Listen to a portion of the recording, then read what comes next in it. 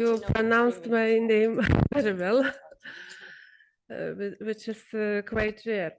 So I came here to promote the Europlanet Telescope Network.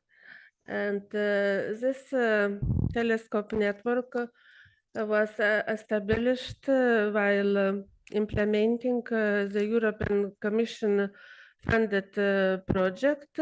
We started in 2020 and just finished at the end of July. This project was proposed in order to provide free access not just to the telescopes, but also we provided access to planetary field analogs, and one of such places is in Botswana, and also there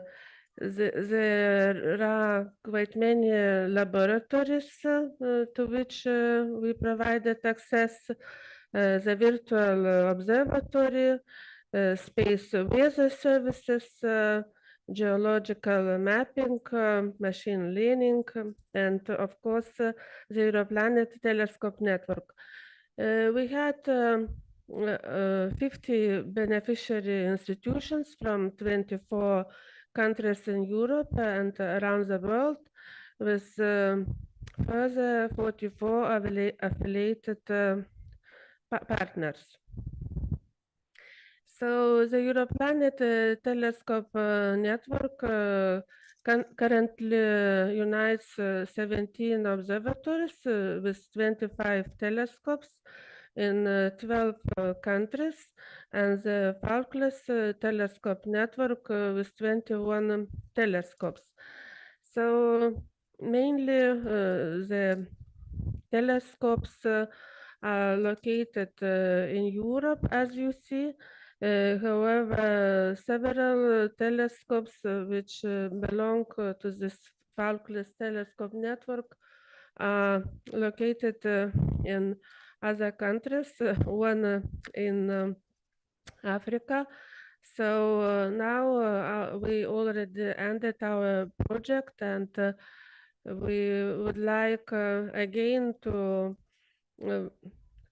how to say, make some steps to widen this Europlanet Telescope Network, and we kindly invite observatories from Africa to join to become more visible in Europe, especially if you have interest in collaborations dedicated to planetary research, but also other fields of astronomy also will be covered by this network.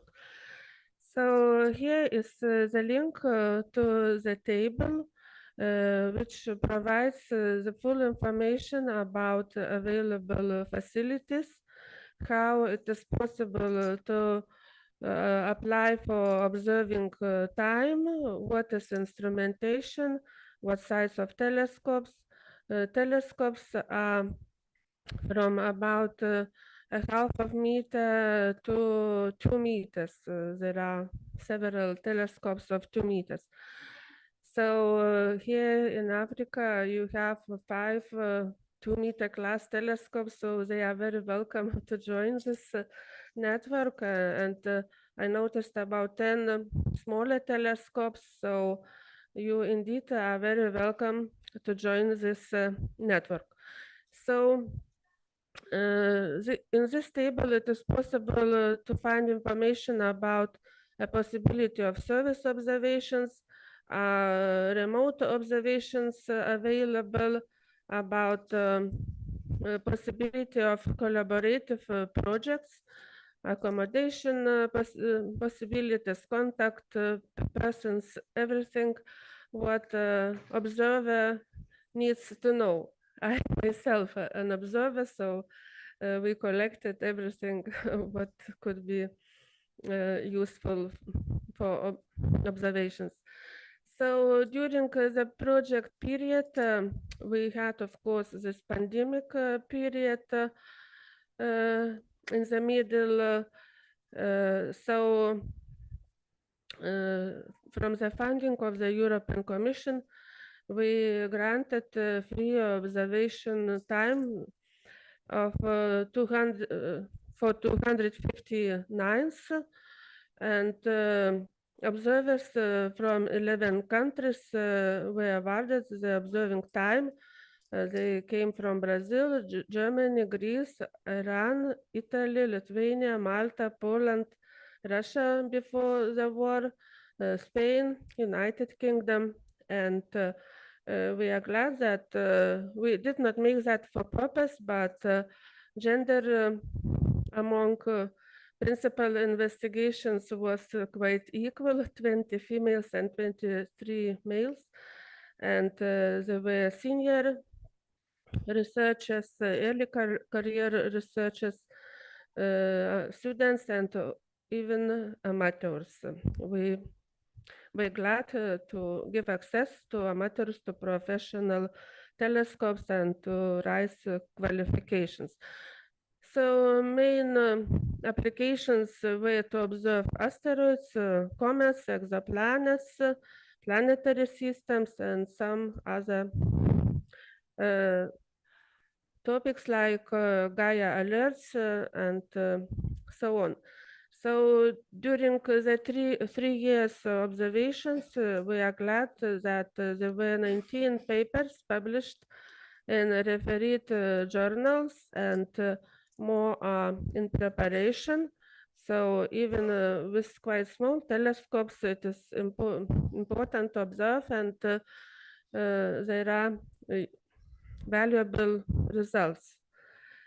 And what kind of observations we are doing?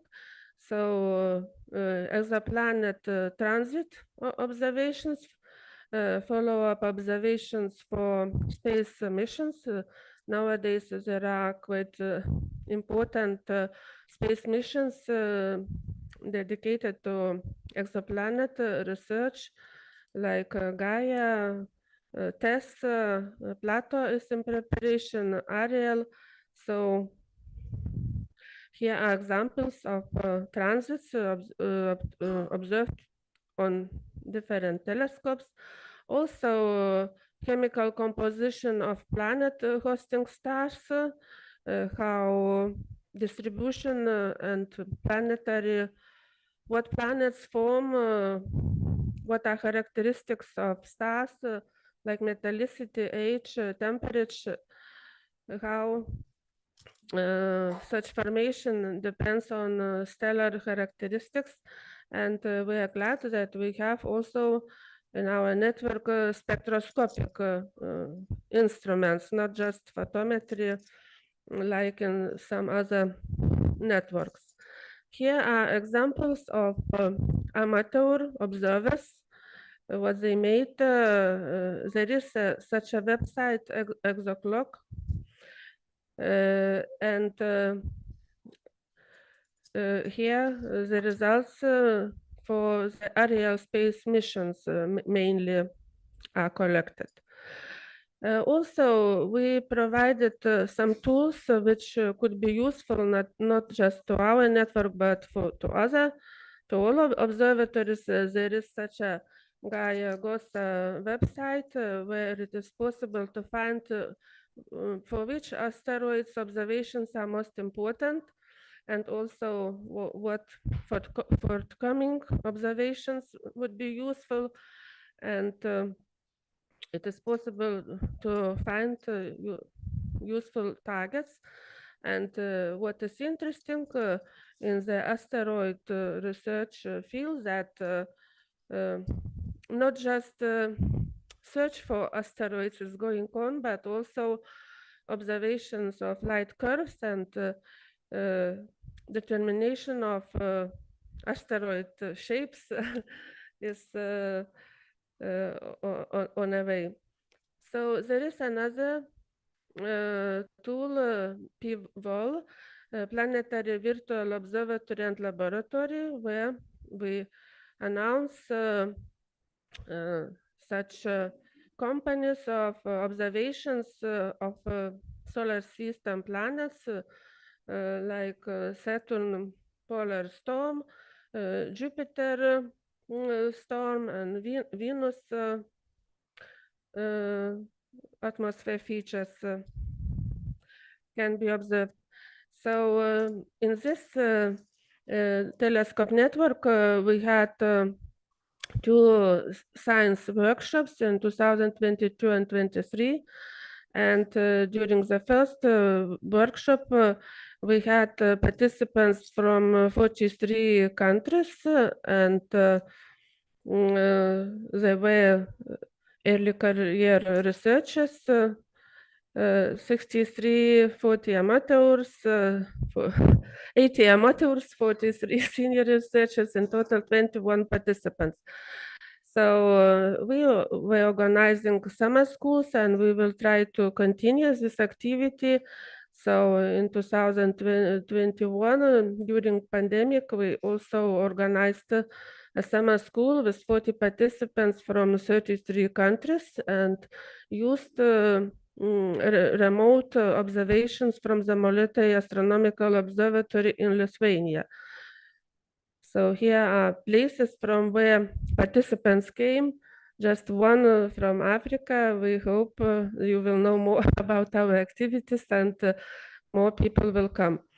For asteroid research training, we had a recently workshop in Estonia with 19 on place and 23 remote participants, and also a summer school. We have a series already, summer schools dedicated to ground-based observations for science, space missions and science communication.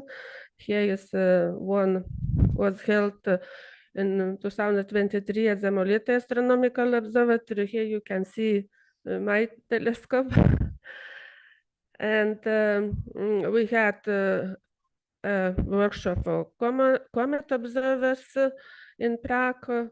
Also, now when the project is ending, we take care about the sustainability of this, and there is now a Europlanet Association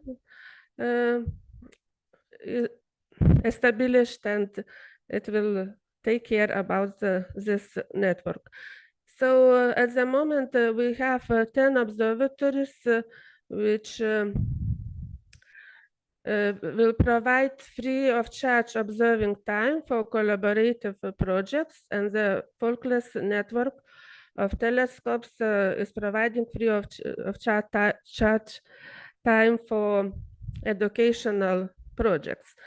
So you are welcome to use opportunity to collaborate, to join collaborations and use free of charge time. Observatories which wish to receive payment for their time also are in this network, and prices are provided. No need to search. So thank you for your attention, and let's collaborate.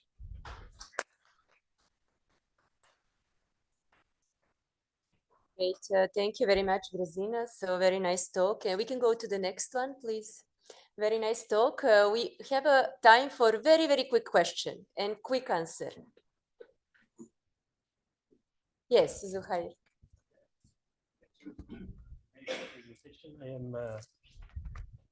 I am Zuhair Ben Khaldoun from Ukaimdan Observatory. I will talk about the observatory in the next session, I assume. And we will be happy to join Europlanet network. So keep in touch for that. Very happy, very good. Others are also welcome. Good. Let us thank Grazina once again. would be great, really, that the collaboration comes out from this. So the next talk will be given by Przemysław Mikolajczyk.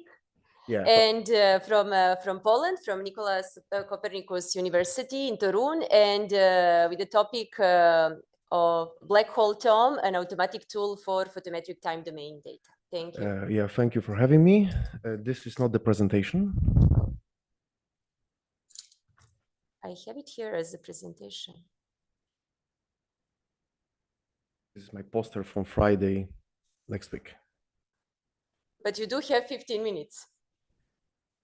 I do, but this is not the presentation. Oh, sorry. So you mean okay, yeah. You uploaded the talk. I did. You did. Okay, let us give the maybe to make it faster. Can you come? Let us check. Oh, sure, yeah.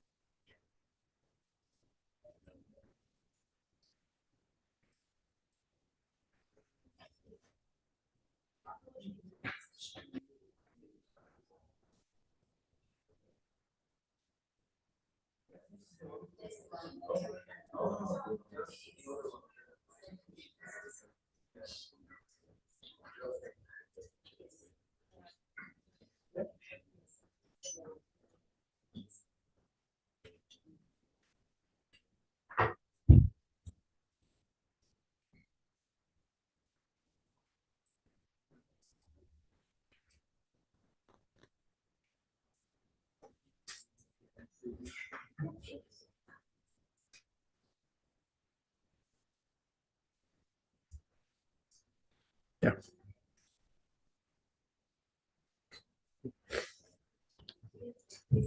Yeah, so hello everybody. I'm Przemek Mikołajczyk from University of Warsaw and from University of Wrocław, Poland. And this is my pleasure to present to you Black Hole Tom. So thank you first and foremost for the organizers and scientific committee to award me this talk. And so I will show you that our team consists of many people. I'm just one of 3 people who right now are employed through the Opticon Radionet Pilot grant to work on this issue, to this matter. And Łukasz Wyrzykowski from Warsaw is the PI of the project. But we also collaborate with people from many different countries. So let's imagine that we have a telescope somewhere, located somewhere in the world, and especially in places like Europe, where we don't have a lot of great weather, sometimes we ask ourselves a question: what can we use this telescope for? If we have only, let's say, a dozen or 2 dozen clear nights a year, it doesn't really make sense to continue doing science in such a place. So maybe it's better to just sell the telescope and clear the forest. But let's say that there is a transient supernova in one of the galaxies, and the user of our service says to the BH Tom, to the Black Hole Tom, observe it now. So there are many telescopes in the world. How can I access one of them? Sometimes there is no way to apply for telescope time, or the proposal page is in language that we don't really know. There is a horrible weather pattern, so why even bother to try to apply for such a time?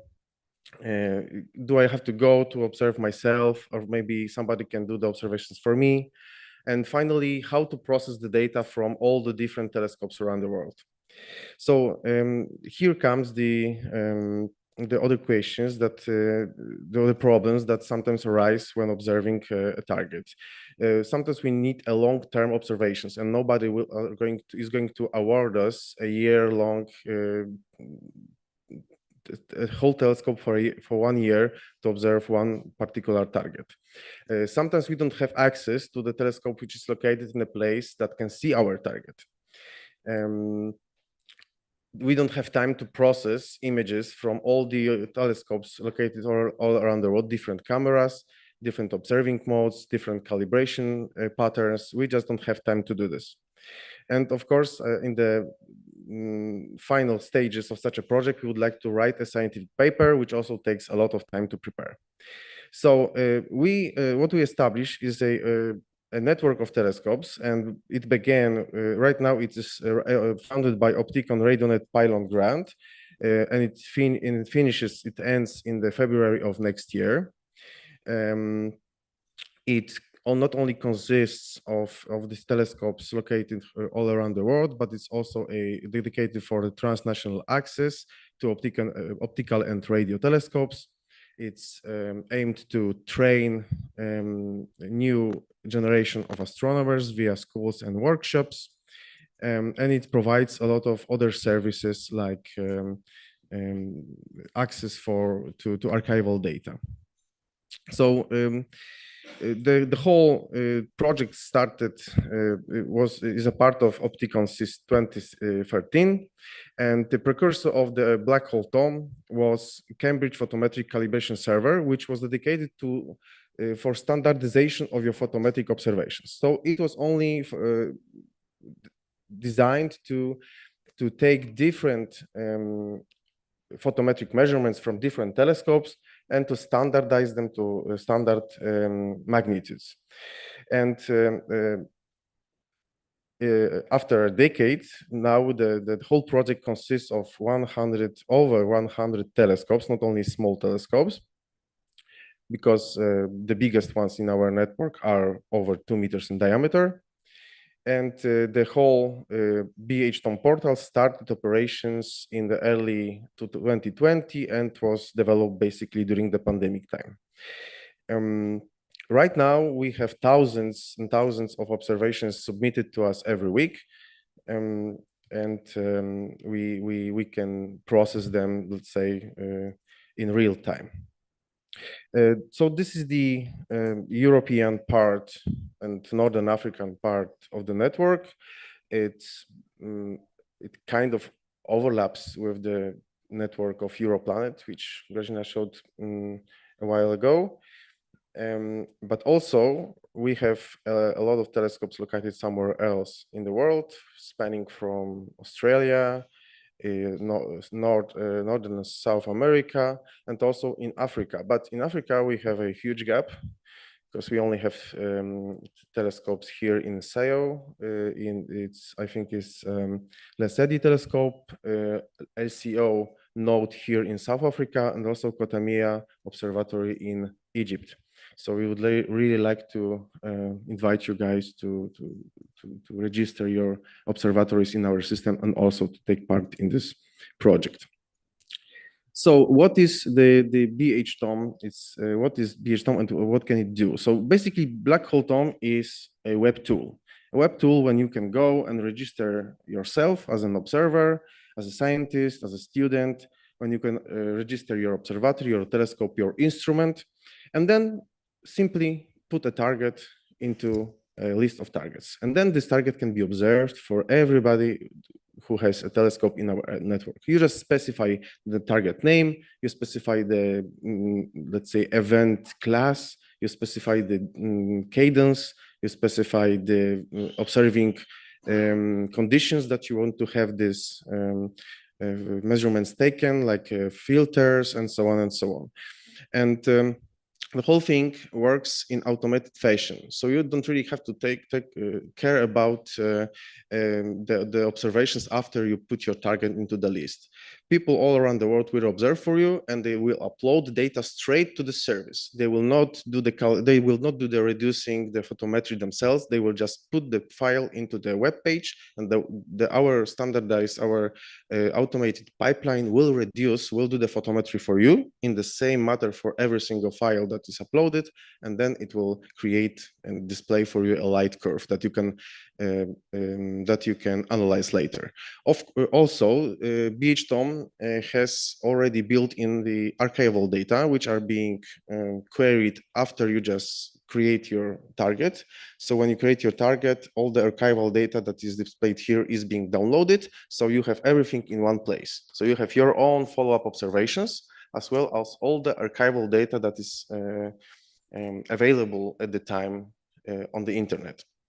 We have like things like Swiki Transient Factory, of course, Gaia, and Atlas, I think, is already there, because there were some problems in implementing this, but there are many more archival data. Also, this very, very old archival data, like Dash project, which also will be available in BHTOM very short time. So after you upload your images, after many people upload their images, we are being left with science-ready light curves that then can be analyzed, and then we can write papers using this data. So as you can see, all these photometric points that you can see in the plots are the plot is being created from different observatories, from different instruments, and it all happens in automated fully automatic matter. So how does it work in reality? So the whole thing is designed for alerts, but of course you can propose your own science case, which doesn't have to be a transient. It can be a variable star or anything else. But the whole thing was designed around Gaia alerts, science alerts. So when we have a survey that is alerting something, the brokers are informing users that there is a need for observation. So there is a supernova, let's say M81, and let's observe now, or let's observe some other event. Then these users are putting the observing request to our service. So they basically are registering a new target. Then this target is sending requests to many different telescopes all around the world. And these telescopes, after gathering the data, are uploading the data to our system, which is being then reduced. At the same time, archives are being queried, so to have a full image, full light curve for information about this target that is available at the time. And there is this crucial point here. So the data reduction, instead of uploading a already reduced photometry or a file with reduced magnitudes, we have this data reduction step. We are handling it ourselves. So all the information, all the images are reduced exactly in the same manner. And we are also taking measurements for all the stars in the field of view. So not only for your target, but at the same time, we are building a huge archive for all the other targets that are visible in the fields of views of the desired targets. And after this, of course, the scientific papers, scientific publications can be written. In the future, we would like to substitute the humans with computers. So the computers can communicate themselves, and humans don't really have to do anything. So if you have a robotized telescope, then the information can be queried from our system, and the robotized telescopes can do the observations, upload the data, and we do the rest. Many different science cases are present in our system. Of course, you are welcome to propose one of your own. And number of publications have already been published, and many more are in preparation right now. Of course, there is an API right now, so you can access our service without the need of this tedious task of logging into the web page. You can just script it out and use it via terminal. And every week we are sending out a newsletter of the targets which are interesting. Of course, you can also get a newsletter which is suitable exactly for your observatory, which is with the targets which are visible from your observatory, which are visible with your telescope. And so to summarize, why use BHTOM? Because of the various science cases, access to multiple telescopes. Right now, close to 100 telescopes around the world. Telescopes come in all sizes, so you can observe bright targets and very dim. The automatic querying of archival data, so you don't have to spend the time to look for it yourself. And the automatic reduction, automatic measurements, photometric data reduction makes the science light curves very coherent. It's perfect for education and outreach, because if you have classes and you're observing, you can just put your file right away into the system, and you can see the photometric point in seconds sometimes. And it's very easy to use, and it will always be a free platform. Every year since 2010, we've been organizing workshops, and this year it's going to be a 15th in Crete. So all of you and all around the world are welcome to join us and at the end of September, at the beginning of October. So please enjoy BHTOM, register your telescope, and be a part of our project. Thank you very much.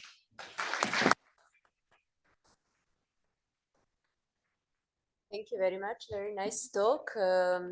Questions? In the meantime, the technical team, maybe you can go to the next one.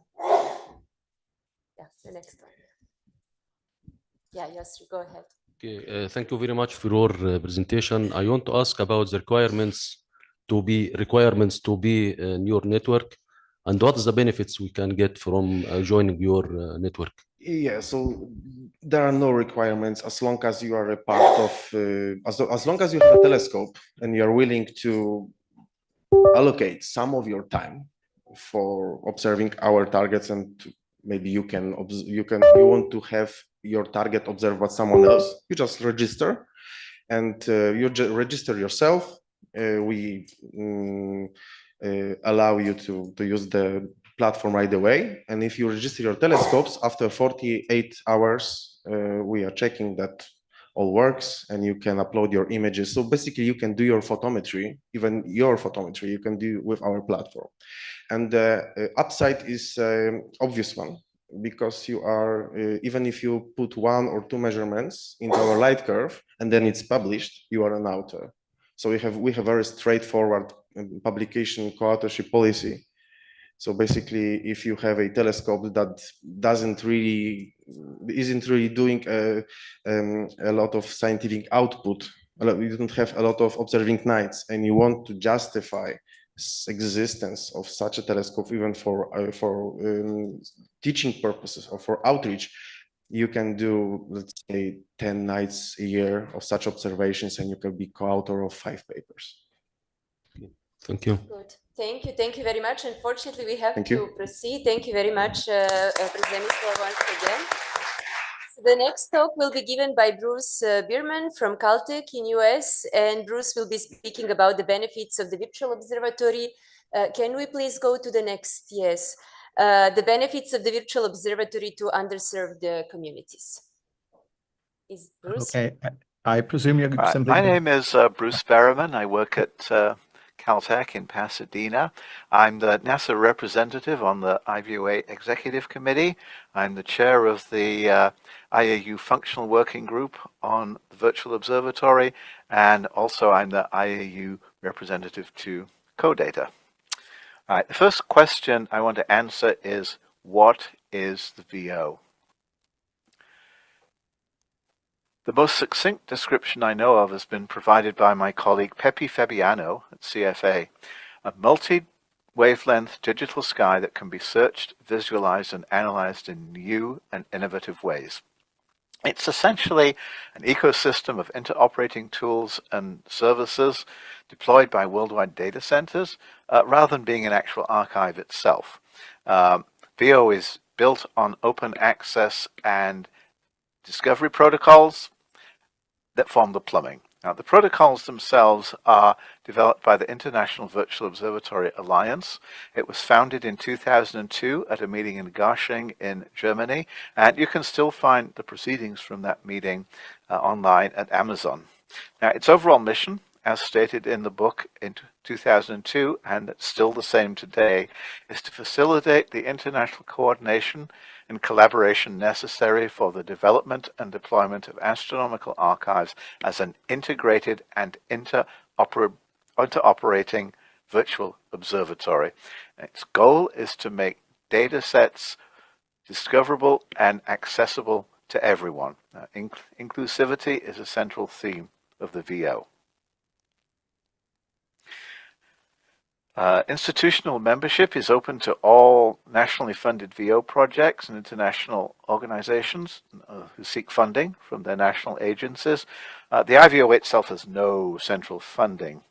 Membership's grown from 3 founding members in 2002 to 24 in 2024. The newest members are the SKAO and the Kazakhstan VO. These 2 members are excellent examples of the diversity of organizations within the IVOA. One is a huge radio telescope, the other is a very active virtual observatory in a developing country. There's also been an expression of interest from the Jordanian VO. So more on the Kazakhstan VO. They've been busy making their archival observations VO accessible, including data acquired at the robotic telescopes located at the high-altitude Asi-Tugen Plateau, which you can see in this picture on the top left, as well as many archival photographic data sets. Many of these data will be valuable in studying the long-term time history of many astrophysical sources, and they're providing a valuable service to astronomy. So how does the IVOA go about doing business? Briefly, work focuses on semi-annual hybrid interoperability workshops that are open to all. You don't have to be a resident in one of the member countries. Anyone can take part. The member countries have seats on the exec committee and vote for the leadership of various groups, but anyone can actually join into the meeting. One meeting is in the northern spring of each year and the other is in the northern fall, usually consecutive with the ADAS meetings. We do try to avoid registration fees as far as possible to encourage attendance. The next meeting is in Malta in November, and the previous meetings have been in Sydney, Australia in May of 2024, Tucson, Arizona in November of 2023, and Bologna, Italy in May of 2023. There is a formal process we go through for approving protocols that you can see in the chart on the right-hand side. Standards involve developing, documenting, and reviewing through a formal process. The standards are developed by working groups, coordinated by a technical working group. A committee for science priorities recommends science drivers to the executive committee, and the whole organization is seen by the executive committee itself. Now our vision for the IVOA is ultimately to enable new science by engaging the international community to ensure that data are sustainable and accessible, and ensuring that data are in line with FAIR principles. Let me briefly describe FAIR principles, since it's the subject of a lot of work in the international community in many disciplines. FAIR stands for findable, accessible, interoperable, and reusable. It's a set of 15 criteria that, when met, will support the mechanics of machine access to data. The IVO has already made considerable progress in FAIR principles, and you can learn more about it in this talk by Simon O'Toole that's freely available on YouTube. So I've told you about how people can take part, how we go about doing business. What about services that are available? So there are many freely available tools. They're open, they're accessible by anyone. You're likely to know of many of them. Aladdin, ESA Sky, and Topcat and Firefly are shown here. They all intend to aggregate and display multiple data sets, and they are used worldwide. An example of data, or a very good example of data, is Gaia. These data are only accessible through VO protocols. The worldwide community has taken full advantage of them to publish a total of over 9,000 papers as of September 2023. And it's not just people from huge data centers, it's also people from developing countries have taken full advantage of them. Here are just 4 such papers that I found from a quick search on ADS. So let me move on to engagement with the IAU, which is central to our goals. In particular, 2 goals that are listed in the IAU plan and that I've italicized in the chart here: fostering inclusiveness and education and global development. In support of these aims, a VO working group within Division B was formed in 2021. The same year, the IVOA signed an MOU with the IAU OAD to support these aims. The agreement came about because of a joint IAU OUD project, Astronomy from Archival Data. Now, this project, which was run by Priya Hassan from Hyderabad, was extraordinarily successful and received 915 responses from all over the world, including many people from developing countries. And that's certainly something that students wanted to see happen. The project took place over 6 months remotely during the pandemic.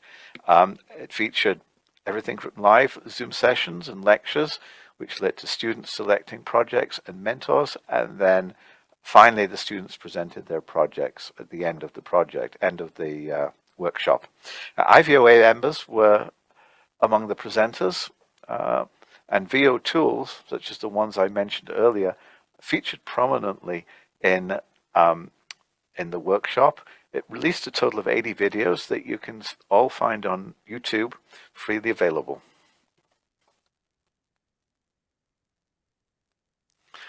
I also recommend a talk by Priya Hassan entitled "The VO in Education, Data Accessibility in Developing Nations and Access by Underprivileged Groups Within Developed Nations" at the Division B session entitled Community Engagement, Open Science and the Virtual Observatory, which will be held on August 12th from 10:30 to 12. Priya is an excellent speaker, and I recommend you try and listen in to her if your schedule allows it. University of Heidelberg in Germany has developed a semester-long class on using VO tools. It's been made publicly available, so you can download it and carry out all the exercises. The screenshot on the right-hand side is a screenshot from one of these exercises that you can simply go through in your own time. And it's recommended as a way to learn how to use VO tools on your own.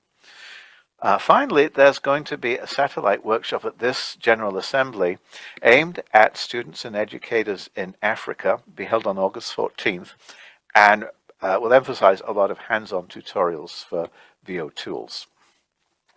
There are many other educational resources within the VO, from summer schools, workshops, and so on.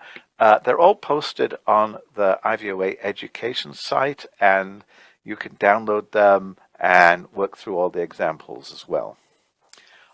We have fewer resources for training developers. The principal resources that document on publishing the VO. The reason this has come about is that many of the developers in data centers were actually participating in the VO from its very early days. We now recognize, though, that we have to train developers and astronomers in new communities that are not necessarily members of the VO. And so we're setting about seeking funding for such workshops on publishing in the VO that are going to be based on the VESPA VO workshops for planetary science that have been held by the Observatoire de Paris. So altogether, we invite everyone to stay connected and get involved in the IVOA. We have a feed from what is formerly known as Twitter, for Facebook and Slack as well. In fact, the Slack channel features a special channel on Ask Anything You Want about the IVOA, which is useful to newcomers. We also have a newsletter that we try to publish twice a year that describes new services and science done with the VO. And the screenshot you see there in the middle is taken from one of the newsletters. So finally, I invite everyone, dive in and take part. If you're interested in learning more, please get in touch with me or any member of the IVOA executive. We'd be happy to talk to you. So thank you very much.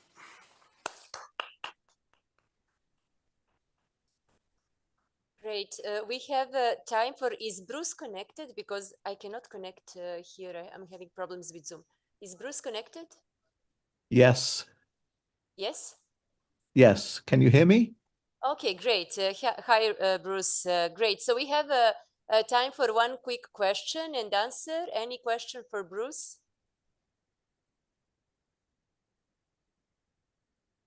Any question?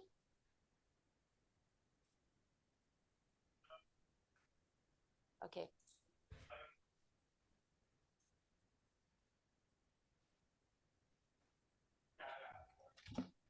Okay, I think, yes, I think currently there are no questions, so I can just a bit highlight and ask for the trainings that you are planning to come in the future for the developers, and how people can assign for that. I mean, in particular for the developers, if we want to distribute across Africa, how people can sign for it. That's a difficult question to answer right now because we haven't actually got funding. We'd certainly be interested in working with people from Africa. I think the very best way of doing this would be working through Division B and Division C in education and seeing how we can work something out to provide the right training. I'm not quite sure how much everyone in African observatories knows about the VO or implementation of protocols. So it's a little difficult to give a detailed answer to that question. I would hope that workshops that we are able to get funded would be virtual or hybrid, so that people can join from anywhere. I mean, we'd very much like to see that happen. Sometimes, though, if you get funding from a particular country, they'll want preference given to people in that country and so on, which is really not the way we like to do business. We really like to involve the whole astronomical community as best we can. Okay. Okay, great. Yes, Patricia. So Patricia is having additional comment or question. Hi, Bruce. Very nice description. Thank you. Just to make it clear that within the SAO and in collaboration with the South African Radio Astronomy Observatory, we have some while ago tried to establish a virtual observatory. Unfortunately, it hasn't been funded, but we're still active as far as we can do.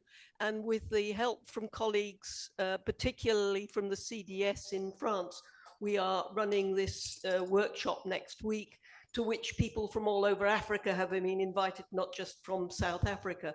So we've really only got our foot in the door, but people like Bruce and others in the IVOA have been very supportive. And it has huge potential for education at every level, from school level upwards. And in terms of educating professional astronomers, it's very important that they understand these tools and they then actually get access to all the free information from everything from the James Webb Space Telescope to the Southern African Large Telescope. Thank you. Thank you very much, Patricia and Bruce. We have to continue. We are still left with one more talk. Thank you for your patience and staying with us. So the final talk for this session will be from our colleague Jumiko Oz from Saitama University. And she will be speaking about Japanese collaboration with universities for ground-based optical infrared observations. It's an invited talk. Thank you, Yumiko. Can you please Yeah, can you please go to the next? Yeah. Just wait for the presentation to come. Yes. With the technical team.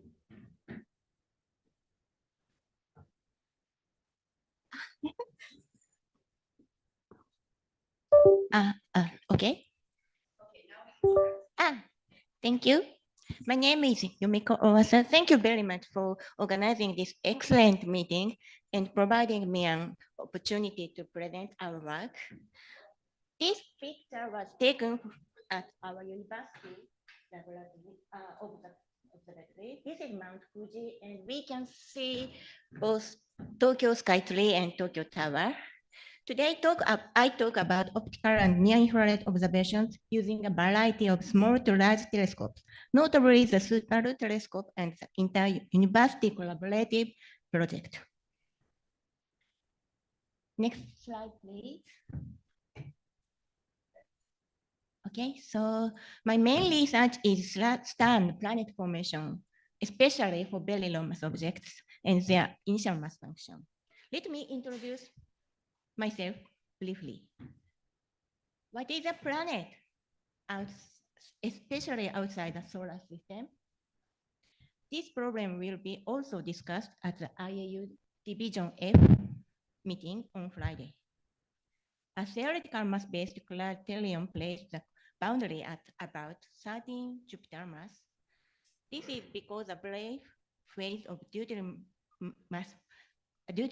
fusion occurs at that minimum mass.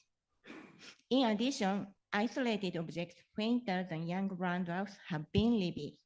They do not obtain a central star. This is the first discovered planetary mass object in chameleon cloud using CTIO telescope. So, and what do you call free floating planet? Very recently, JWST and Euclid Space Telescope are finding more and more planetary mass objects. Next slide. Yes, it's there. Yes, yes. Okay. Okay. I'm sorry. Planetary mass objects are analogous to planets, including. Okay. So for change the slide. Okay, but not this one. Not. This Yes, one, yes. and this is No. I'm sorry. No. Next slide. No. Okay. Okay. I'm sorry. This is a graph for representative mass function. And so it is very uncertain around planetary mass objects. So we are executing near-infrared photometric and spectroscopic observation deep enough to detect young brown dwarfs and planetary mass objects in the various submarine regions to confirm their frequency and nature and formation. And my main research is IMF, universal or environment dependent.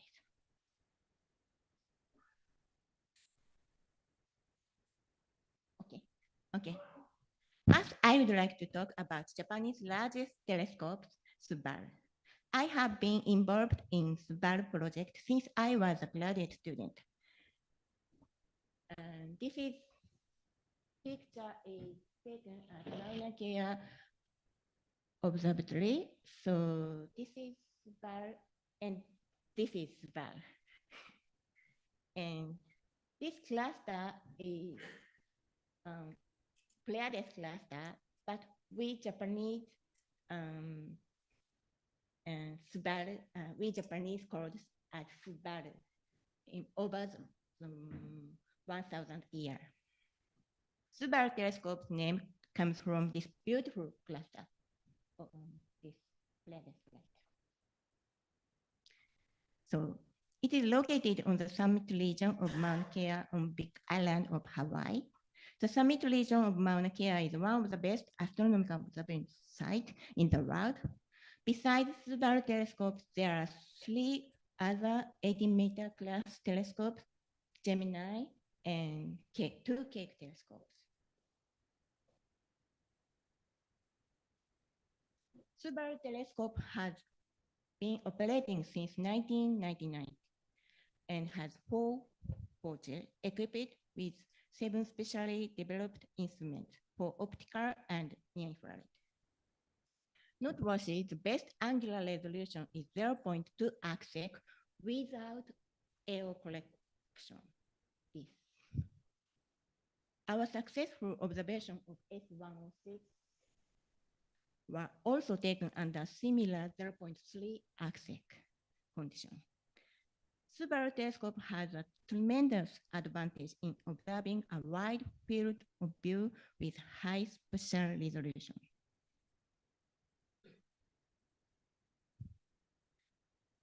Subaru telescope is designed for long-term versatility as a major tool in observing astronomy. A variety of instruments have driven a diverse range of science.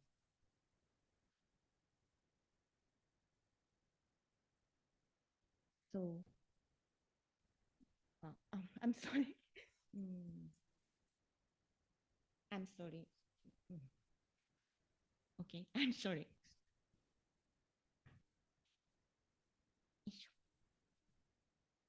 Especially hypersupreme cam mounted on the prime focus offers an ultra-wide field, about 1.5 square degree. Subaru will add prime focus spectroscopy (PFS) on the prime focus and ultimate Subaru, a wide field high-resolution near-infrared instrument. With these new instruments, Subaru will realize unprecedented large-scale survey observation.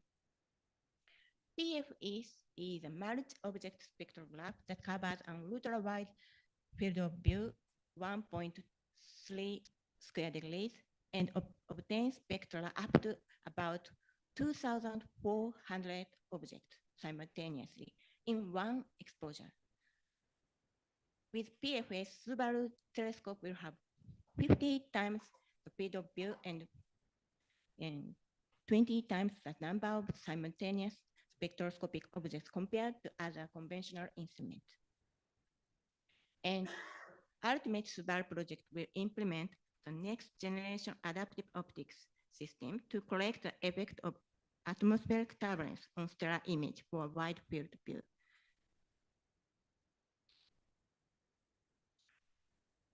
The GLAO system enables us to obtain stellar image of 0.2 arcsecs. It is very, similar to best natural condition of Subaru, but comparable with those obtained with space telescopes. Both PFS and Ultimate Subaru are developed by an international collaborator with many institutions. Collaborations are always welcome.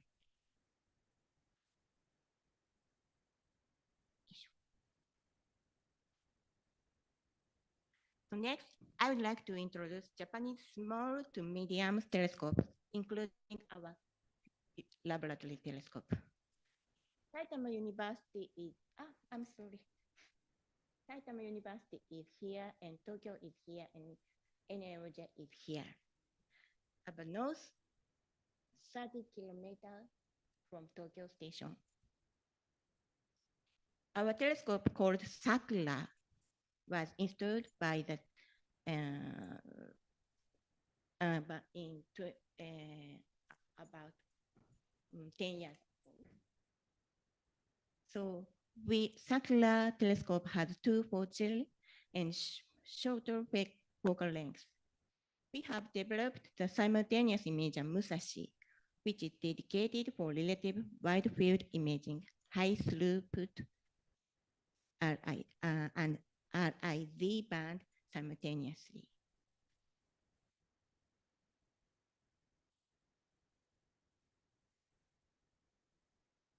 So our science main topic is in the following, and of course, our main subject is astronomical observation, but our observatory also provides opportunities and environment for new science education through its activities in order to contribute to developing next generation teachers.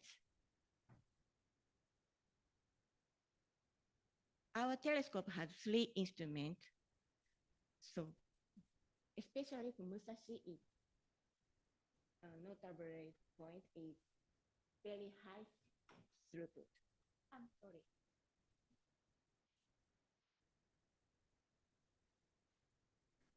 So taking this advantage of high throughput,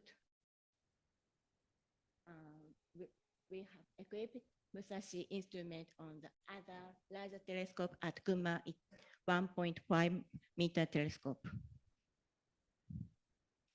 And there are examples of our telescope. Near, I'm sorry,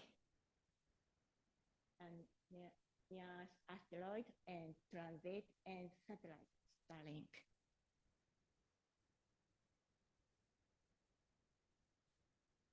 And next, I will talk about 3 Japanese mid-class telescopes, Kanata, Nayuta, Seimei. All of these telescopes are located on the west part of Japan. This Kanata telescope is 1.5 meter telescope, and remarkable point is fast rotating. These telescopes have 2 near-infrared and optical instruments. And Nayuta is 2 meter telescope and is research facility and public observatory. Nayuta is one of the largest telescopes in the world. In Japan, it was one of the largest telescopes in the world through which visitors can gaze at astronomical observatory. Open to the top. And next, Seimei telescope is 3.8 meter telescope. So notable point is light weighting and fast rotating. Using these telescopes, we have built a Japanese telescope network. Oyster project consists of 9 Japanese universities and the NLJ. The Oyster project is designed to promote research using multimode continuous observations in the optical near-infrared wavelengths from utilizing the university-owned small to medium-sized telescope network.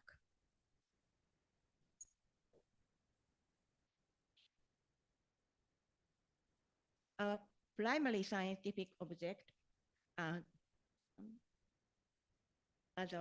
observational studies in optical near-infrared regime for optical counterpart of gravitational wave and or neutrino source, as well as various other transient and astrophysical objects, such as supernova, flare stars, dwarf nova, X-ray binaries, AGN, GRBs, exoplanets, solar system objects, and PMS. This is a website showing sky monitors in the Oyster. So as a large telescope, Taro 6.5 meter telescope is currently under construction at Atacama site. By incorporating the Subaru telescope into the networks, we can investigate new objects with spectroscopic follow-up observations that are important understanding these objects.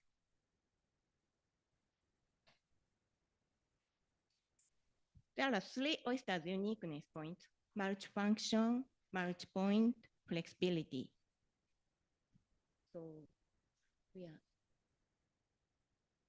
various mode.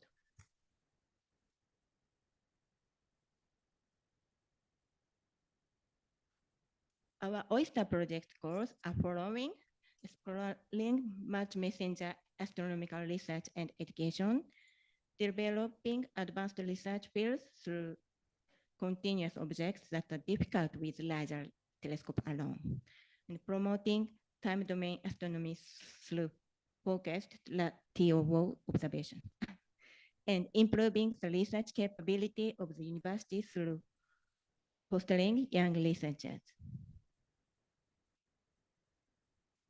So this is one of the OISTA's results.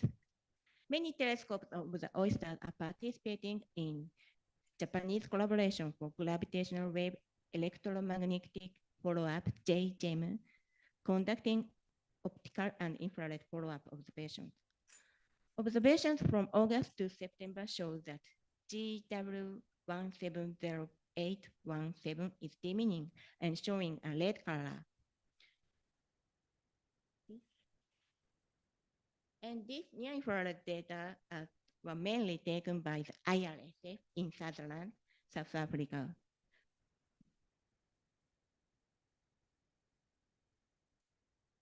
And it is very important to engage in not only extensive science activities, but also productive educational programs, including on-site observations and instrument experience. We have been conducting a variety of educational programs, such as short-time stay training, workshops, and various seminars. This program provides opportunity for young astronomers to stay at an OISTAR institute and use telescopes, instruments other than institutions to which they belong, and to develop instruments and observational systems. This graph shows the number of PhD, master, bachelor, graduate we have produced in OISTAR. One of the graduates in the OISTAR project is now working SAO as postdoctoral fellows.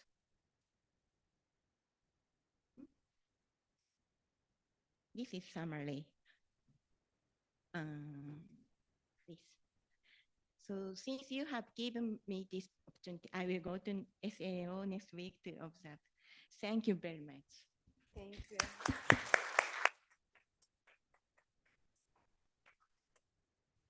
Thank you very much, Yumiko. So we have time for questions. Yes, David, go ahead.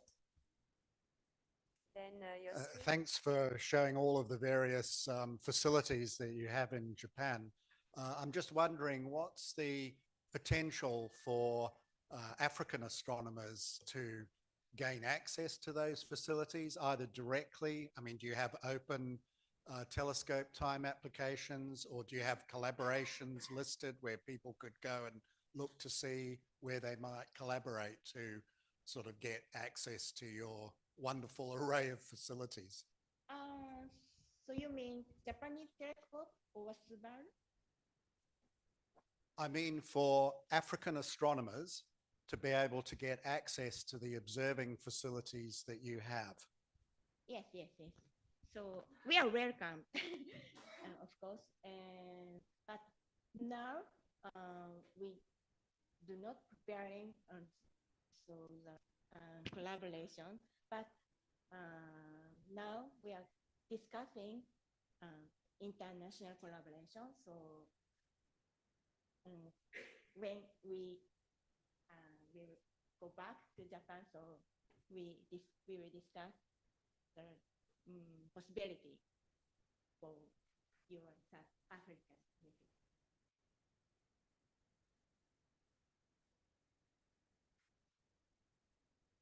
Yes, go ahead. Thank you for your nice talk. And I want to tell David that we already have some collaboration with Hiroshima University Telescope, with Kawabata, and also with Professor Yoshida, who's, I think he's attending our session now. And only I want to ask about you mentioned that Nyota telescope has 357 nights, clear nights. Is that true?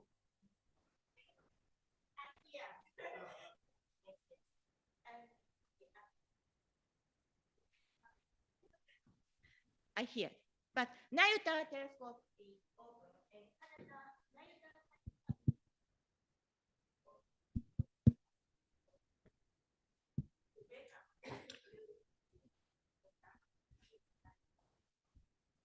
But this number of nights are true? This number of nights?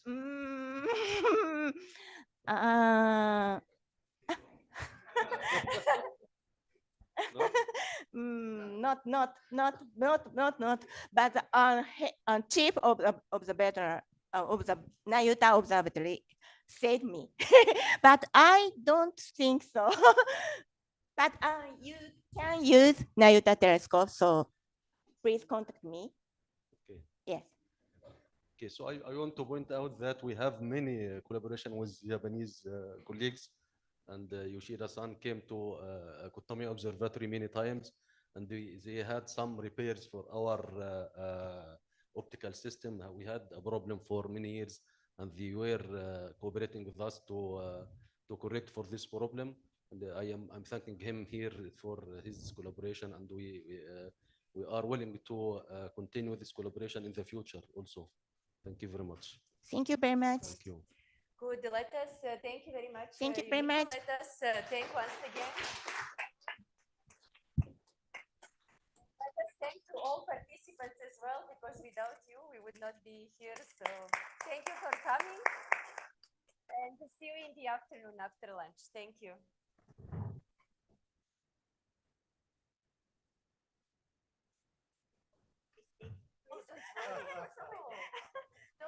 Don't worry. These are the you know, it's the most important is the talk you did great.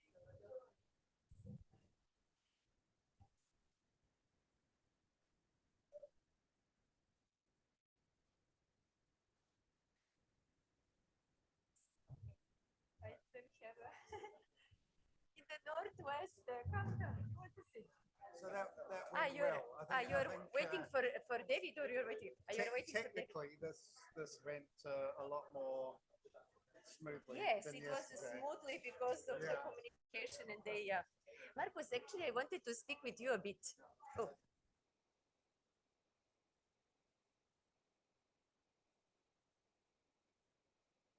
I'm gonna put it here. I will let you know. Yes. Oh, Yeah. okay. If you want to move, then I'll just leave Yes. it there. Yes. Yeah, but it's very important not to get closer. It's fine. Okay. I You can- think it's. Yeah, just to. Go. Okay. All right. Yeah, that's good.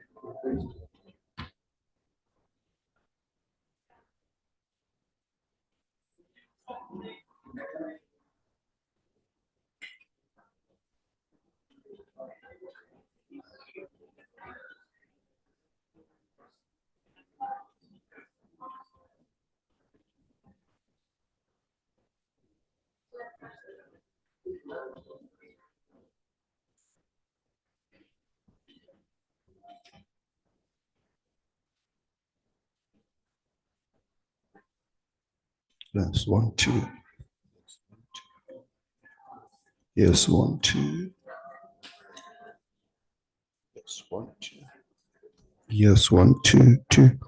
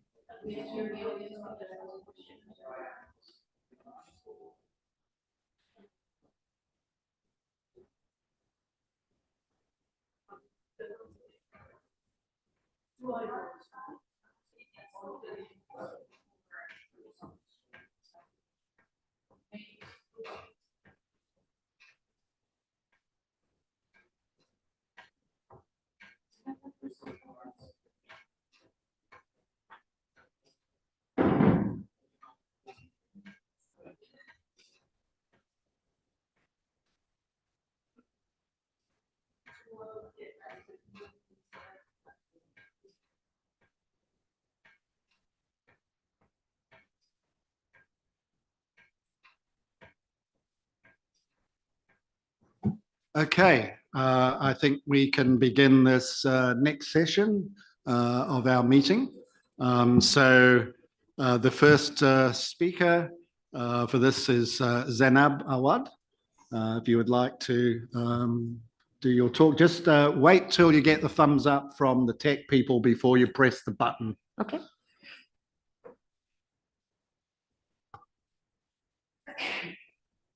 So, hello everyone. So I'm Zainab Awad from the astronomy department at Cairo University. And first I'd like to thank for the organizers of this session for inviting me. My research interest is in astrochemistry, in particular star formation. And that's why today I want to tell you about the opportunities that we may spread astrochemistry through the African countries. Because if you just go across the corridor, there is the FM2 meeting that is basically for interstellar medium. And unfortunately, none of the African universities are contributing. So today I thought maybe it's good if we just talk about astrochemistry. So during this talk, I'm going to tell you what is astrochemistry for those who don't know, why we need it, and then what are the possibilities to have astrochemistry in Africa, challenges, and some future perspectives. For all of us, we know that astronomy is concerned with motion positioning if we are doing astrodynamics, or it's for the formation, evolution, development if we are doing astrophysics, either observationally or theoretically, and I'm doing theoretical astrophysics. And astrophysics has several subtopics, and one of which is molecular astrophysics, in which we are looking at the universe through the molecular emissions, and we are looking for the looking into the formation and destruction of species. And species, they don't need to be molecules, but also atoms and ions. So any nature of the species we have. Hence, we blend astronomy with chemistry, and that's why commonly molecular astrophysics is called astrochemistry. So far, we have more than 200 known and confirmed species in different astronomical regions. And these species range from simple molecules, like diatomic molecules, like CO, up to the largest molecules. And we start in astrochemistry to say large molecules if we have 6 atoms together. So the first larger molecule we have is methanol, which has 3 atoms of hydrogen, 1 carbon, and CH3OH, actually 4 hydrogens. So, so astrochemistry is very important because when we studied astrochemistry, we now know that we can either, with astrochemistry, we can either characterize the interstellar medium. And in that, we may look in the main components of the interstellar medium. And interstellar medium is the space, the material that fills the space between stars. And it's made of gas and dust, and we look into the different components of the gas and the molecules that are formed on the grains, and that's why we may look at the main components. Or we also can have the physical parameters from the density and the temperature of different regions we are looking at.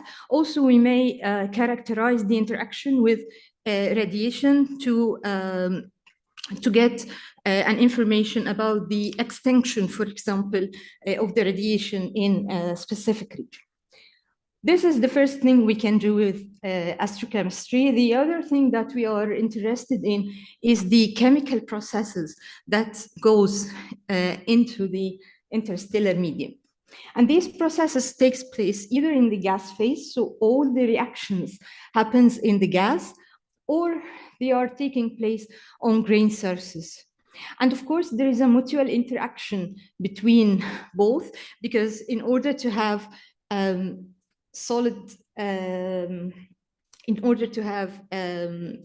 reactions on the grains, species has to land first from the gas. They go and do some surface reactions, and then by one sort of desorption mechanism, they return back to the gas phase to enrich the material with more complex molecules that we cannot form by any means in the gas, and one of which is H2, which is the most abundant molecule in the interstellar medium. That's why chemical processes, to understand chemical processes and how they form and destruct molecules, it gives you insight on the chemical reactions and the evolution of the material. So by studying astrochemistry, we now know that it's not working.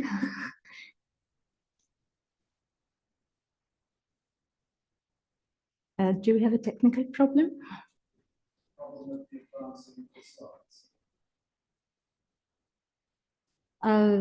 Yeah, so,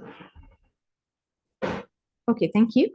So by studying astrochemistry, we now know that we live in a molecular universe, and for different regions, we have different characteristic molecules as well as different physical parameters. So we can just divide the interstellar medium or the regions there according to different parameters like temperature, density, cosmic ray ionization rate, and the amount of radiation field these regions are facing.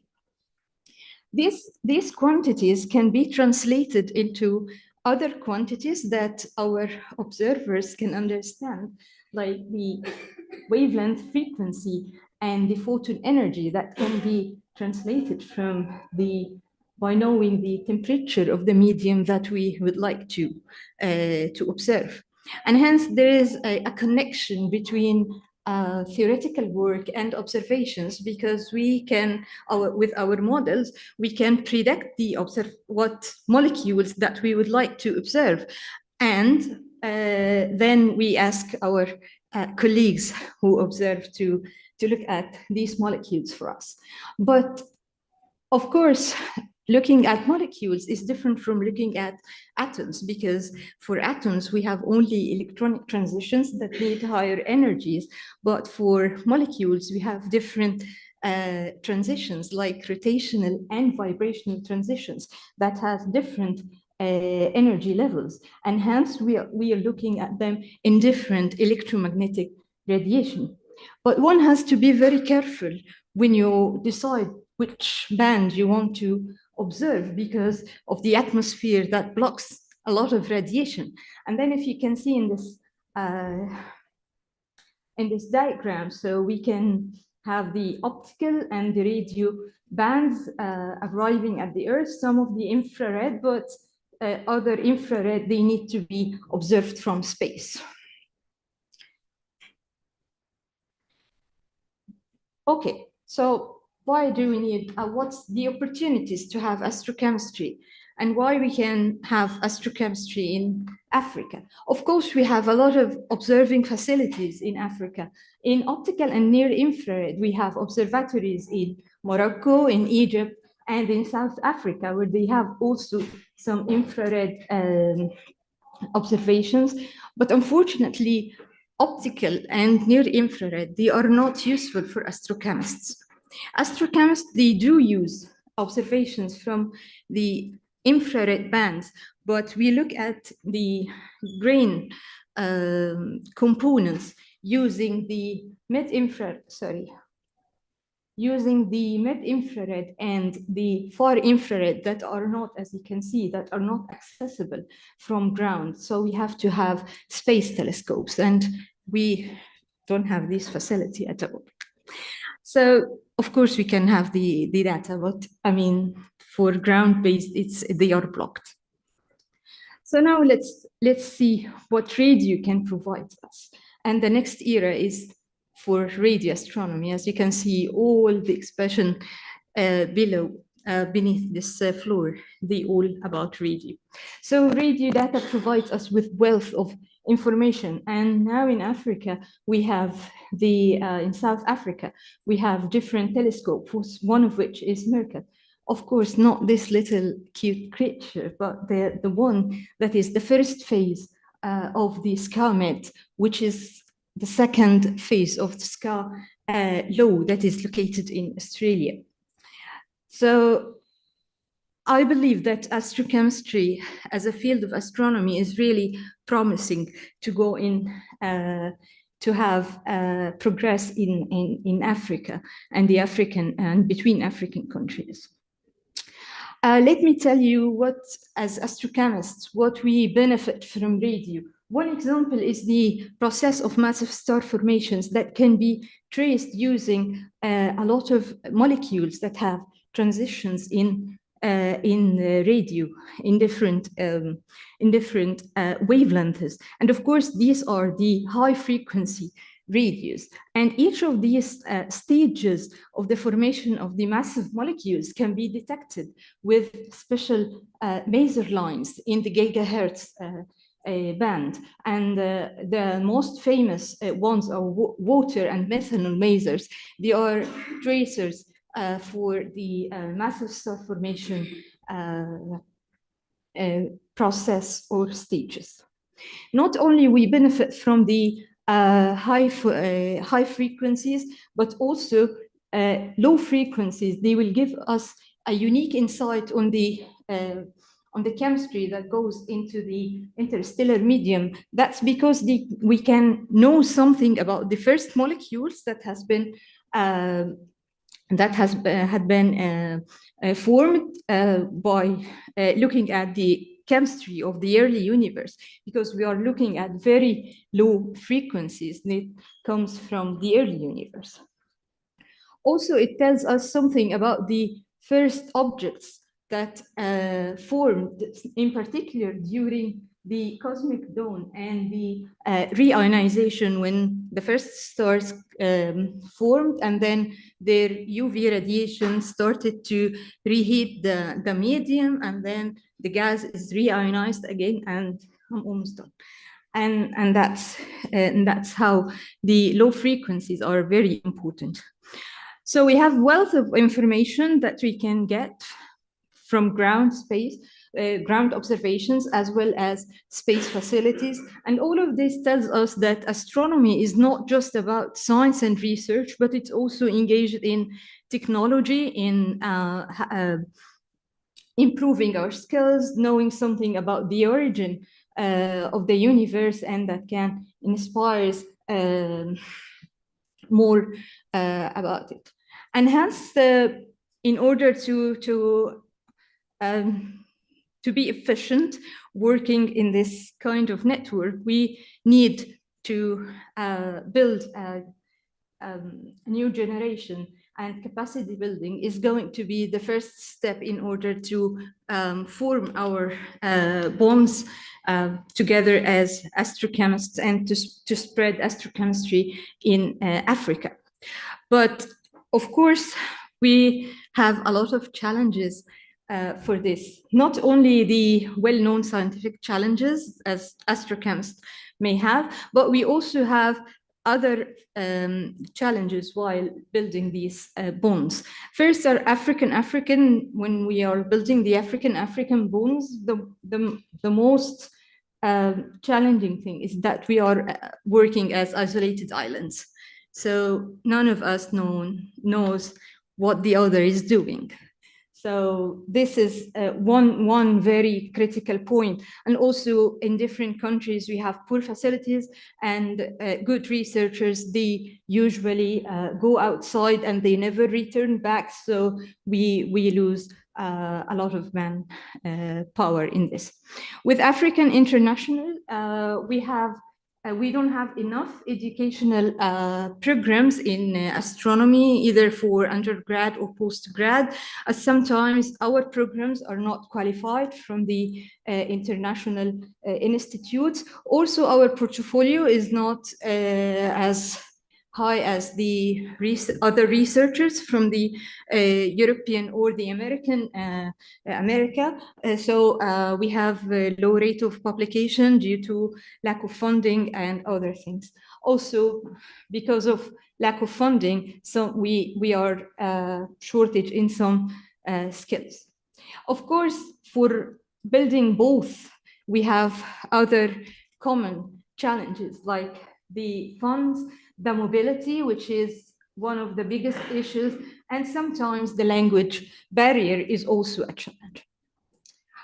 To overcome these challenges, I thought we have to strengthen our collaboration, African collaboration and African international collaboration that will allow us to access the data, and hence we can just exchange these data and start to build our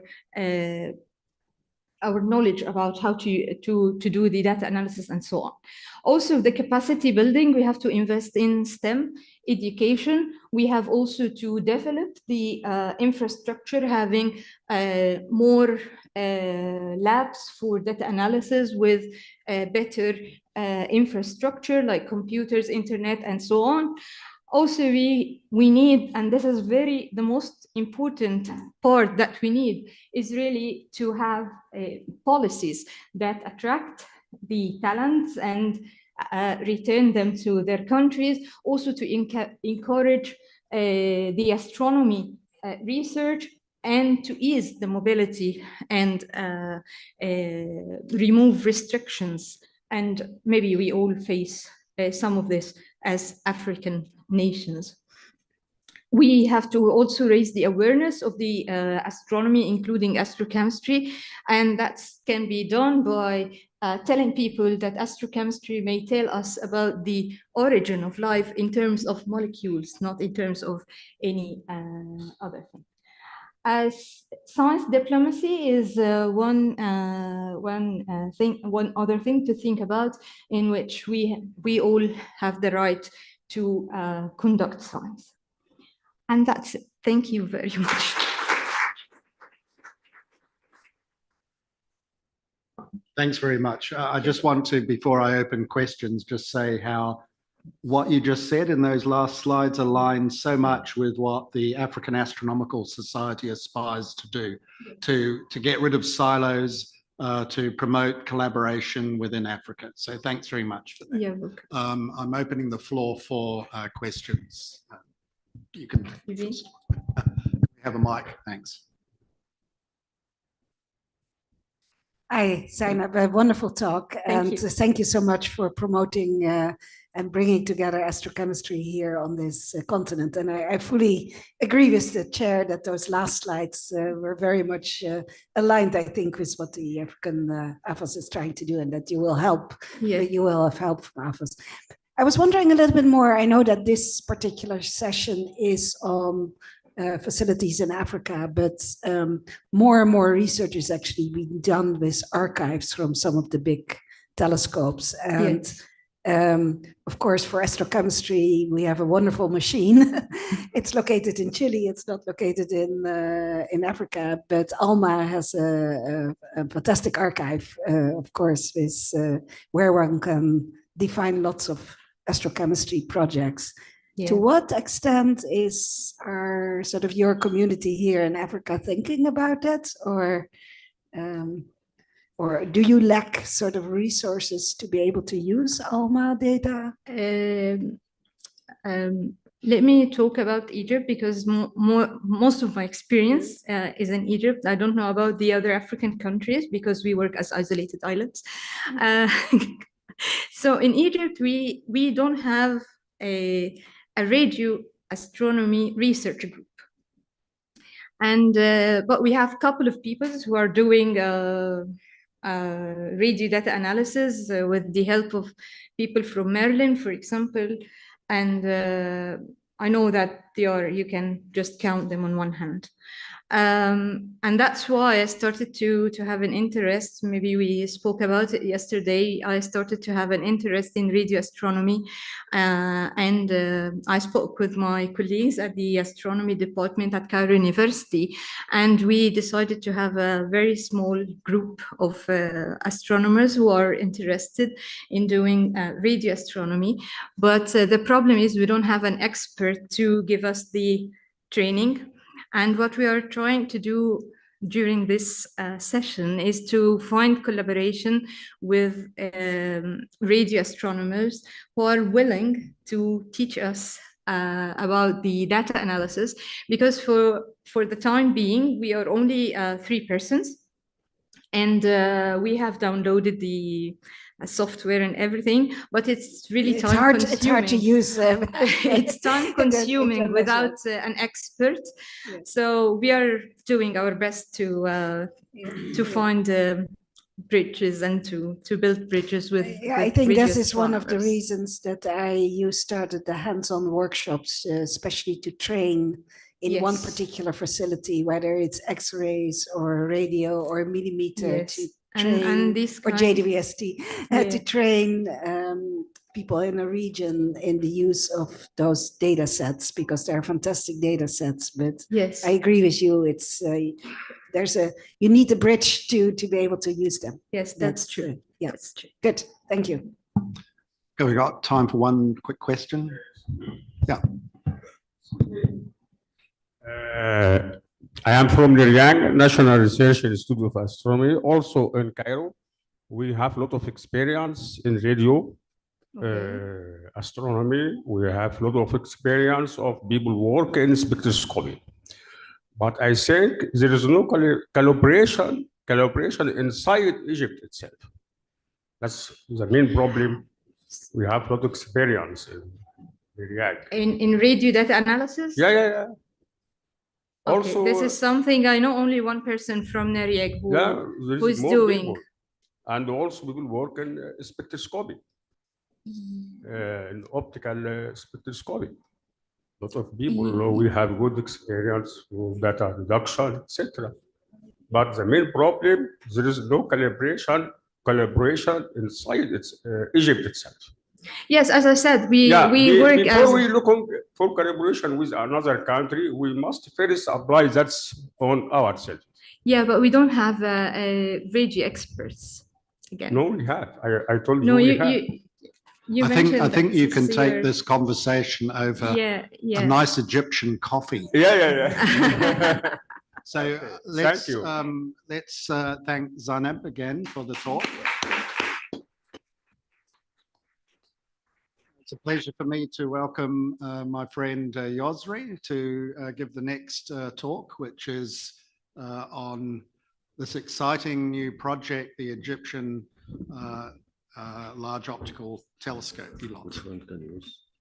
This is the next, this is previous, and this is a relay. And if you ask people on this mic, it's too sensitive, we can just give it a cap.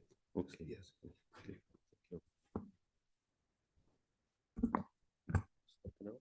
No. Okay, thank you very much. And my name is Yusri Azzam. I am mainly an electrical engineer working at the National Research Institute of Astronomy and Geophysics in Egypt.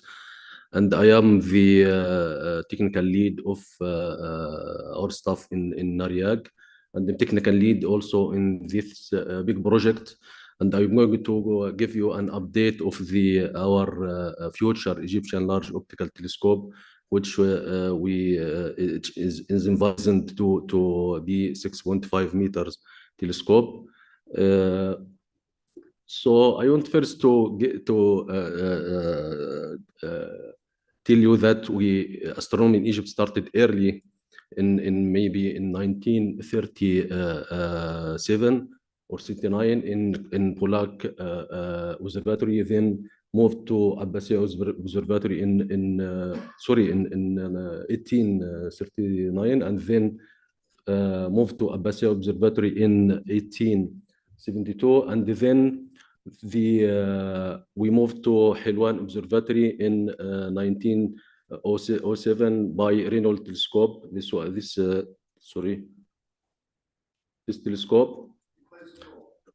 And then after that, we have the Kutumaya Observatory, who started working in 1964. This Kutumaya Observatory is still working now, and it has very good instruments, what's called KFISM, Kutumaya Faint Image Spectropolarimeter. This telescope, this instrument, which has the 3 modes of operation to observe in photometry, spectroscopy, and polarimetry. It is a good instrument. It's very advanced instrument that worked in this telescope about 4 years ago, and we have working groups that are observing transients and near-Earth objects, and it is going very well. And many published research has come from this instrument actually. So why we are looking for another telescope? We are looking for another telescope because our Kutumaya Observatory is becoming more and more light polluted because of the construction of the new capital, the new administrative capital. The government started working on this administrative capital in 2016. And so we can see now the building around our telescope like this one. And this is one of the photos of the night sky at Kutumaya Observatory. So I think that the Kutumaya Observatory will not be able to work in the coming 5 or 6 years. And we have to look for another place to build a bigger telescope. So also, as we can see here, there is a lack of telescopes in this part in Africa. And we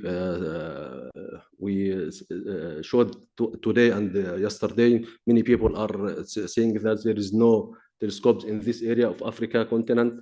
So we need to have another larger telescope in order to fill the gap between Asia and America, and also between Europe and South Africa, and to be also as a regional telescope for the MENA region, to be able to have some continuous observation instead of the Kutumaya Observatory that is envisioned to be closed maybe within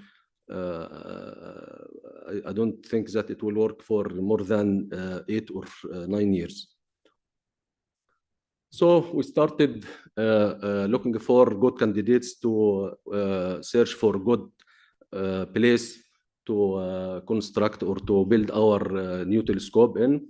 And we found these parts of mountains in Egypt, in Sinai Peninsula, and in Red Sea, just west of Red Sea, and this also the area. But this area is not good, as it has many sandstorms, and they cannot be good for this astronomical telescope. So we looked for this area in Sinai Peninsula and this area in west of Red Sea. And yesterday we showed our colleague Muhammad Darwish presented his talk about searching for the good place, the best places in these 2 areas. And his findings, as you can see now, we found he searched seven of the mountains in the Sinai, in the Red Sea area, and also he searched for another 3 mountains in Sinai Peninsula. And his findings, and after that, before that, we have a lot of field trips to these candidate sites from our colleagues that continued for maybe 5 years before, during, and after the pandemic. and people try to visit these mountains to be able to find the best places or the roads to get into these mountains. You can see now these field trips that continued for 5 years. So the candidate site research study that Muhammad showed yesterday searched for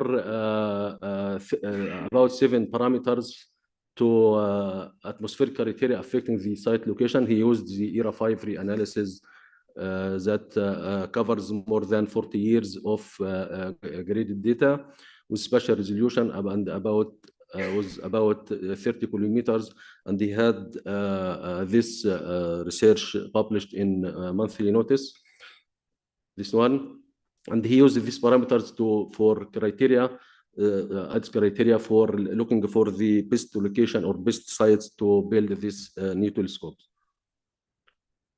He actually he was able to get these 7 locations or 7 sites, and he found that the best sites are the mountain or the site 3 and site 4, which are in the Sinai Peninsula, and the other one in the Red Sea. This one is called Rujum Mountain, and this other one is called Zubair Mountain. And we can see now the Zubair Mountain supersedes the other mountains, the Zubair Mountain in the overall score. Also, this finding has been reached also through collaboration with our colleagues in Spain. They made similar research, but they didn't publish it yet, and they have similar findings from their study. And so we started looking at these 2 sites at Rujum and Zubair. The Rujum is in this Rujum is in Sinai Peninsula, this location, and the Rujum at this site of Red Sea. But actually, due to the accessibility problem accessibility problem in the Red Sea location, it was very difficult to get road to that location, and then we started working in only in Sinai Peninsula location in Rujum. We started by getting 2 copies of dim stations, tower, dome, and all sky camera, and we already ordered them, and we got them actually from Astelico from Germany. So these instruments have these parameters, the optical parameters of the dim station is as you can see here, and also the all sky camera has similar has very good parameters actually, and it has records for weather parameters, relative humidity, and external temperature, and it has also a separate module for attached to the camera which measures wind speed, wind direction, and atmospheric pressure. So we started working by finding a good road to Sinai Peninsula site. As you can see now, the road was very bad, and we tried to repair it in order to be able to get into the mountain with our cars. We started making the foundation stone in order to have some information or to give the media that we are going to build a new telescope in order to have some funds from the government. Our ex-president of the institute bought this foundation stone in Sinai Peninsula. We sent our or transferred our instruments to that place, as you can see now, and we installed the internet satellite communication in order to be able to communicate with other people, with other world, because we don't have any network communication at that place, because we are 120 kilometers inside the mountain. The nearest city is 120 kilometers, so we can not have mobile communication in that place. So started working in installing the instruments with Astelico people. As you can see, I'm working here with them. And here also, you can see me here now. because summer is very hot at that place, and we're trying to finish as soon as possible in order to finish and to go home for these problems. So I want to show to you some of the sample images at that place. We can see now the Milky Way is very nice. This is very nice. This is actual photo from the Sinai Peninsula site, and this is all sky camera images also. And this is another all sky camera image, and this one was fixing the camera and for about 2 hours and see the around the North Pole that you can see. And you can see very good images for Milky Way and at this site. And the initial seeing value at that site was 0.7, which is very optimistic and very maybe will be very good. So the future work will continue hardware and software installation. At the start site testing campaign, we will install solar power cells for total remote and robotic operation and try to repair the road to Red Sea site in order to start site testing in the other location in order to be able to compare results from instruments from both sites. Also, we'll prepare other necessary instruments for site testing like dust sensor, sonic anemometer, scintillation detector, and ranging, and other instruments that can measure the turbulence. But we have really some difficulties and some challenges. The first challenge is the urban extension and touristic development, especially near the touristic place in Red Sea area, which is threatened by touristic developments and urban extension. Also, we have site accessibility and security issues related to this location. Also, same location at Red Sea. And also, science and engineering personnel are very few, and for such a big project, and we have to make new jobs for this personnel in order to be able to start working in this big project. Also, we have to define scientific priorities and science case for our future Egyptian Large Optical Telescope. And we have to foster our experience related to site testing in order to be able to analyze the data coming from site testing campaign. So I started about 2 years ago to looking for this fostering of information related to site testing and dark skies, and I suggested this focus meeting actually with my colleagues, with David and those other colleagues from Morocco and from all countries, in order to be able to get some information about the future telescopes in all Africa, and to try to treat the problem of dark skies and to keep dark skies in all countries, because we are suffering from this problem many years ago when we are in Hilwan and then moved to Kutamia, and then we are now moving to another location because of we were not unable to keep the dark skies at that locations. And I started working with our colleagues in order to define the key points of this focus meeting in order to pay attention of the Astronomical Union and to African countries or African Astronomical Society about our future telescopes and how to keep them far from the light pollution and so. So we still need actually to setting up International Scientific Advisory Committee to give advice about science goals, recommend on defining the instruments suitable to reach these goals, and facilitate getting training and inspecting visits to similar telescopes around the world. Also, we need to add more jobs in science and engineering personnel, and we have to make legalization to protect dark sky at the chosen sites for the urban and the light pollution, and to have fundraising from multiple channels is necessary with a return of investment plan. And also we are open to collaboration with other countries if we some countries, other countries. Yeah, I'm about to finish. So I think this is the final one. We are very open to and welcoming any regional, African, and international collaboration agreements to provide any sort of support to this big project in order to be existing observatory. Thank you very much. And, Thanks very much, Yosri. I'll take the benefit of being the chair to ask the first question, which is, how far advanced are you in developing a conceptual design for the telescope? Actually, we don't have yet detailed information about this design, but we have the information that it will be 6.5 meters telescope. But we don't have actual information about this, and that was one of my ideas to seek for this information in order to be able to get ready for the design process. Thanks. Other questions? Yeah.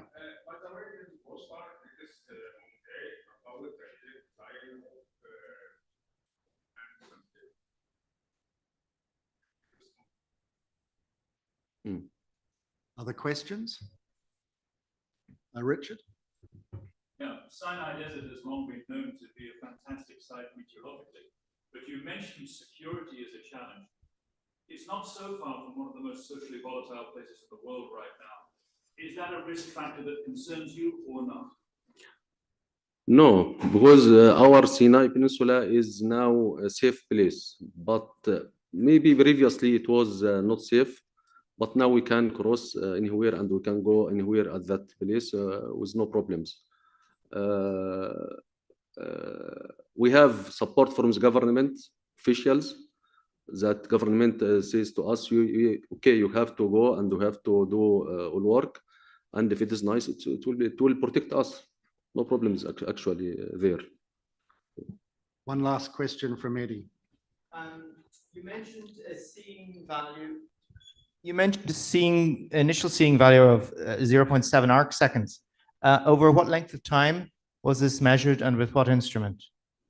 By the DIM instrument. Over what it length is only one night. Into one night we got this in one night because we have problem with the servers that controlling these instruments. The server was broken and we were trying to repair it, and we got very many computer to try to make these instruments working. And then we get this result from this mini computer that was not so perfect. We are waiting for this server to be repaired in Germany, and after coming back to Egypt, we will continue our work to install this server and start the campaign of site testing. Okay, thanks very much, Yosri. Okay, thank you. So the next talk is by Itzia on the impact of ground-based telescopes and the formation of next generation astronomers.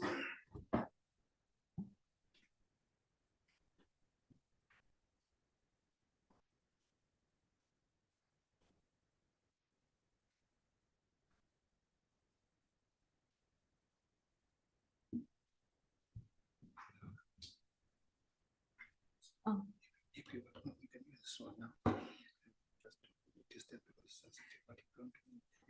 Okay, you tell me if you need me to change. Okay, thank you so much. Maybe you are as surprised as I was to be invited to this session, because what is a Latin American astronomer doing in a session devoted to the development of the African community? But just upon reflection, I realized that I have had the honor, and I have the honor to be working with the young community in Africa, in different countries in Africa, through this important program led by the International Astronomical Union, which is the International Schools for Young Astronomers, supported by the Office for Young Astronomers. So I'm going to base my talk today on that experience. There you go. So for those that do not know the program, the International Schools for Young Astronomers have been organized by the IAUs in 1967. I joined the program in 2016, where I was in Iran in one of my first schools in the role of deputy director. And we have, I will take the time to just make the announcement that we have the Office for Young Astronomers meeting tomorrow for those interested in the program. So throughout the years, and we rotate these schools in different continents, we have had more than 1,500 students, but I have had the pleasure to work with at least 100 African students in the 3 schools that are posted here. 2017 in Ethiopia, 2018 in Egypt, 2023 in South Africa. The program runs for 3 weeks, is intensive. The selected students that come to the school are in general graduate students doing masters or initial PhD studies. They tend to be isolated in the sense that they might have a lot of experience in one topic where their supervisor is working, but little exposure to a broad content of astrophysics. So in these schools, we provide with classes, we provide with labs, we have observational classes, data analysis, they work on small projects, and through 3-week intensive work, they become a little community that they know intensely each other and their lecturers. And what we have found is that through time, that network gets carried through in their lives, in their professional lives. So the goal is to broaden the participants' perspective in astronomy, and they are actually aided by a team of faculty, which are typically 10 to 15 people who are world-class researchers that work through these 3 weeks with them. Okay, so from the very beginning, the schools were focused on optical astronomy. So the program has a lot of experience on what is the impact on the young for optical astronomy.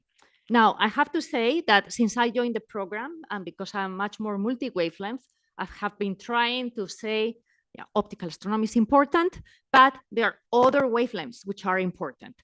And so we also focus now on radio, millimeter, X-ray, gamma ray. We never have had gravitational waves, but I'm hoping that one day we do. And certainly also we promote the use of computational astrophysics, all tools that can be used in order to create the next generation of scientists in this continent and the other continents that need our help. So this is just a set of photographs so that you see what happened in 2023 in the school in South Africa.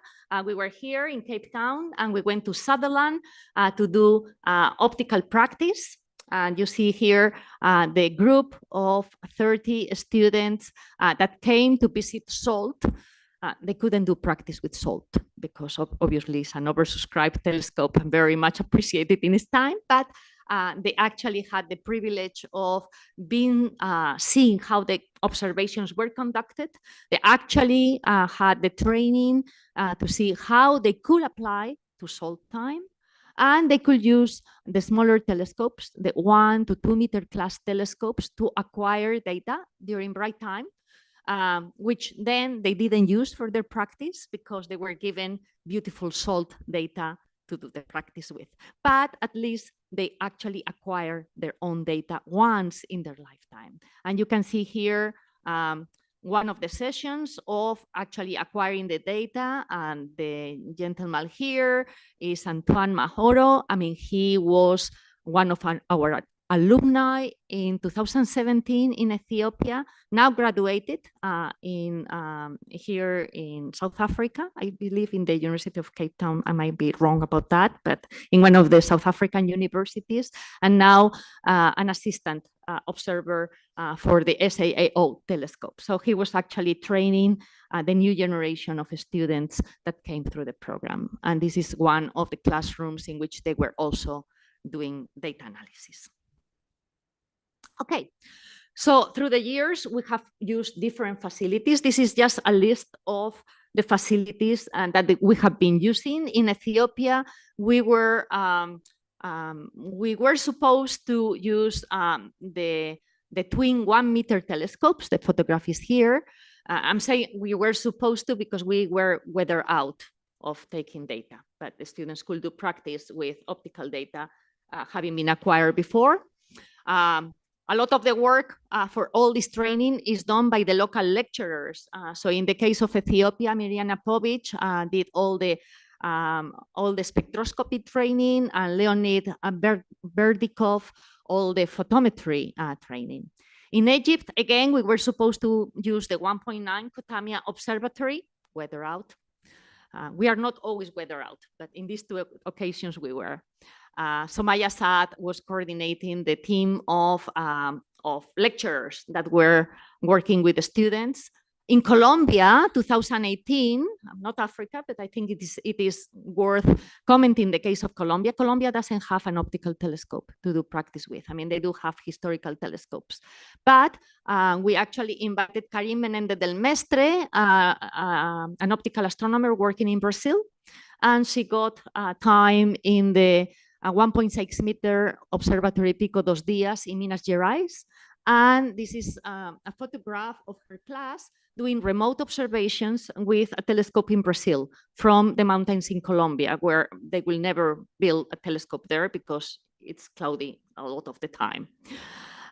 China, we use the 70 centimeter Sinotai telescope, the 1 meter telescope in Kunming. Then we had a hiatus of time due to the pandemic where we didn't have any schools. I already mentioned South Africa, 1-2 meter class telescopes in Sutherland. And in Mexico, we use an in-campus 1 meter telescope that students could also touch and use. So I'm going to mention some of the projects that students typically are trained with. All these projects are research projects the lecturers brought to the school for the students to do practice. I mean, most typically students did not work on those topics before. Some of them actually took the data, analyzed the data, were enthused with the program, and were recruited by the lecturers for their PhD programs or to work remotely with them, or they took the data and analyzed it for bachelor's degree or master's degree in their own universities back home. So our students are not just local to the country that hosts the school, they are regional. They come from countries surrounding the host country that I have mentioned before.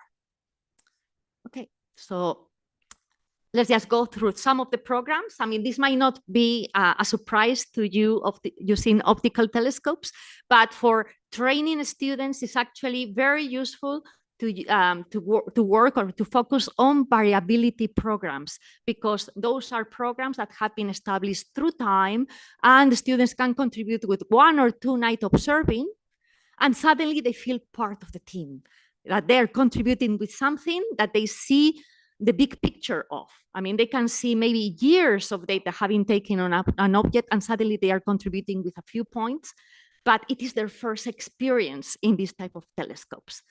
So this is the program that, I went forward without wanting to do that. So this is the program that Erika Benitez brought to the program in 2023 in Mexico. We use an in-campus. I mean, the in-campus telescope means that we are living by the telescope, and the classrooms are there and the telescope is there, and you can touch the telescope every single day if you need to. So the monitoring program for AGN that she brought to this school is a program that she has running in this telescope. It's very near Puebla City, so it's very heavily polluted. But still photometry can be done. And these are just the type of light curves in urban that you can see this Markarian 421 object doing. And so this is the program of observation. She is Erika. just put the students through 3 nights of observations at the telescope in different groups. They were acquiring Johnson photometry, analyzing the images, isolating the quasar emission, and just putting it into the light curve so that they could see how it had varied in the days that they had acquired the data. And these are just 2 of the Latin American students participating in this workshop for data analysis, one from Mexico and one from Ecuador. The Ecuadorian student actually is studying black holes, doing theoretical work. This was his first ever experience with observational data, probably his last experience with observational data, unless he really was convinced that this is the type of thing he wants to devote to. But it's so important that even if you are doing theoretical work, you have some observational experience so you can analyze what you can believe out of the data. I mean, of course, data is gold. I mean, it's our gold standard. Our models have to adjust to data, but data have caveats, and you have to have taken data in order to understand those caveats. And this is one of the lessons that one can take for this type of programs. In China, I mean, beautiful observatory, lots of remote observing. We could only use the remote observing in order to just get the data for their students to work on. But they had this beautiful program of having different objects, variable binary stars, pulsating stars, contact stars, likewise crowded fields. I mean, very difficult. I'm an extragalactic astronomer, so whenever I see something like that, it's like nightmare. I mean, how do you isolate the photometry of a single star in that crowded field? But that's the type of problem they were given in order to contribute to the light curves that they were taking with these facilities. And again, this is Mbanquian, the leader of the school, and the lecturers that contributed to this program with their own research program for the school. In Mexico, again, this is a program that I think is very cool, is variability of asteroids. And this is part of the International Asteroid Warning Network. And this is work that it is being done with a historical telescope, a 77 centimeters Schmidt camera from the 40s. I mean, this is where the Herbig arrow objects were discovered, okay, still in use. I mean, we don't get rid of infrastructure in Mexico. We don't have that luxury. Any infrastructure that still works is going to be used. This is being used for research on asteroids these days. And this is our 2-meter class telescope in the north of the country. And so with these 2 telescopes, the students in Mexico also acquired data. And they did both photometry and spectroscopy. And this photometry and spectroscopy could be used in order to contribute to the monitoring campaign, which is an international campaign. With the whole collection of international data, actually, the researchers can study the morphology of the asteroids doing light curve inversion. And they can study, of course, the orbits of these near Earth objects. So this is very important in order to prevent, well, you will never prevent, but at least you will know you are going to be hit by a big thing on Earth, right? So again, very cool program, I think, that shows how small telescopes can be used for research and actually can have an impact on the young people in our communities. Okay, so apart from those, we have had other programs. In Ethiopia, I mentioned we were weather out, but usually we have CAN data taken previously in that telescope or in other telescopes the students can work with. And in that case, it was programs on actigalactic nuclei and stars. In Egypt, there was a whole program on clusters of stars also prepared for the students. Colombia, I already mentioned, but Colombia also had a quasar variability type of project. China binary stars, Mexico blazar variability and asteroid classification. And in South Africa, the students had the luxury of being served spectroscopy of salt on AGN, supernovae, all sorts of galaxy types to get analyzed. So let me just describe a little bit now the impacts that these programs have on the students. So this is feedback from the students themselves, students that never had seen a telescope before, and that suddenly are brought to an infrastructure if they are physically there, or they're shown what they are going to be using on a screen. And this is the general reaction, is loving absolutely that they are taking their own data. So this, I'm a big fan of Twitter, now X. This is one of the Colombian students we had, and she says, we're going to observe 5 quasars tonight. Yeah, right? I mean, she's so enthused. And these are just some of the comments. Thank you for the training. This is the first optical observation, and I feel so much pleasure. I really like the observing nights, and as someone who has not yet worked on such activities, it was a great experience. I wish there were more. That's the general comment for all students. I mean, they really would have liked to acquire more data, have many more nights. 3 days was too short. And we normally ask the students, I mean, these are just general comments that they can send, but this is just our feedback form that we ask them to fill in. So whether they felt the project was challenging, normally, so if you see deep blue bar, it means yes, absolutely yes. If you see something which is red in the ones, it means that they completely disagree with the statement, right? So you can see blue bars everywhere, which basically mean that they are very satisfied with the training that they have received, right? So project challenging, time spent on the project was right. Well, there is a distribution there. The lectures prepare me for the project, again, distribution. The tutoring I got for the project, they always have somebody watching over their shoulder so that they are not screwing up with the data reduction, is fine. The supervisors were great. The observing nights were good training. I would have liked to do more observing. And then, well, of course, for SALT, of course, everybody was interested in SALT, right? So this is my last view graph. Again, this is just a photograph of the students there.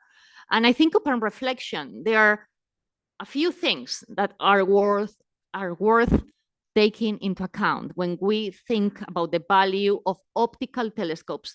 And I will focus on small optical telescopes because I think everybody agrees that the 6 meter in Sinai or SALT is a great facility. Of course, we see the papers coming out of that, but 1 meter class telescopes have much less focus, and there is so much to learn from them. So high engagement is the first thing I will say. People love that they are taking their own data and that they are analyzing their own data. They learn observational planning. Now, this is something that you will miss if you do all your research with databases, which is great. And it's something we encourage as well, of course. I mean, there is so much beautiful data from ALMA, from JWST that we can tap into in order to do research. But data planning is something you will always miss unless you take your data at least once in your lifetime. You learn to prepare thoroughly through the night. With my own students, I used to do millimeter wavelength single disc astronomy. And I put them through the drill of counting how many minutes of telescope time they have wasted idly. And I charge them symbolically $10 for each minute that they have wasted. Very soon, they don't waste 1 minute idly on a telescope. I tell you that. You learn how to deal with frustration because we all have gone to a telescope and been clouded out. And then you have to actually learn what to do with your time. Or sometimes you can actually adjust to the conditions and just shift from your A plan to your B plan. So B plans are important, and it's a good training for the students to have when they go to small telescopes. And they learn observational caveats and uncertainties that otherwise they will think data is perfect. But when you acquire the data, you know that that's true. They learn how to analyze data. They design their own observing proposals. And they learn how to be systematic on recording data intake conditions. None of this can be done with archival data. This is done only when you have your hands on the telescope. And doing it at least once in your lifetime is something important, is a lesson that you carry through your life, I will say. Thank you for your attention.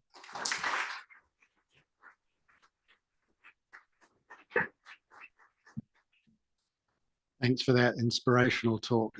So questions? Patricia. Thanks, that was wonderful, obviously very impressive. I'm wondering if you mentioned your interest in multi-wavelength data. Do you also teach them virtual observatory tools so that they can match the observations they've taken maybe with X-ray observations or radio data? Yes, so since I joined the program, but I had my first splash with making an impact on how we teach in the program in 2017 in Ethiopia. So of course, the Ethiopian Observatory was being built. Actually, I think we touched the telescopes for the first time in the school. But I had an emphasis. Okay, Africa cannot do without radio astronomy, especially because of all the effort with MeerKAT, SKA, and also the African BLBI network. And so we invited a radio astronomer to teach about radio astronomy. And for each school, apart from optical astronomy, which I think is very intuitive, and so it is good to have optical astronomy in the mix, there is always one other wavelength. So it can be X-rays, it can be radio, it can be gamma rays. But specifically virtual observatory tools. No, as well, yeah. Okay. Sorry. No. So apart from that, we also always have a virtual observatory class. Definitely, very important. Okay, I think we better move on. Let's thank Itzi again. So the next talk is by Cyril on observations done in Kenya. Thank you. While the slides are being put up, I'll just say thank you very much for the occasion to present about this project that we've been working on for a couple of years now. This is the result of a work by a team of people. Most of them are mentioned there, but probably not everyone yet. So thank you very much to all the team.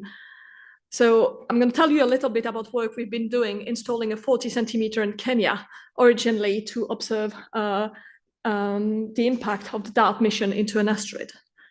And so I'm going to start a bit by telling the people here that I might not be familiar with DART, what this was all about.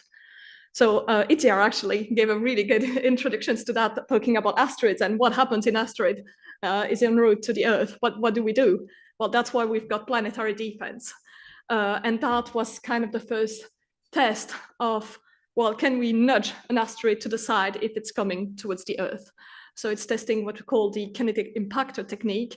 So the spacecraft crashed into the asteroid on September 26, 2022, to see how it would kind of change its trajectory of this binary asteroid. So it's crashed into the smaller of a pair of two asteroids. And one of the main objectives is to see, well, how much is it going to nudge it away, basically.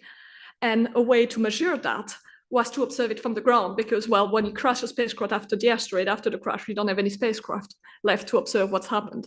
There was a bit of a CubeSat, but I don't have time to go into all those details.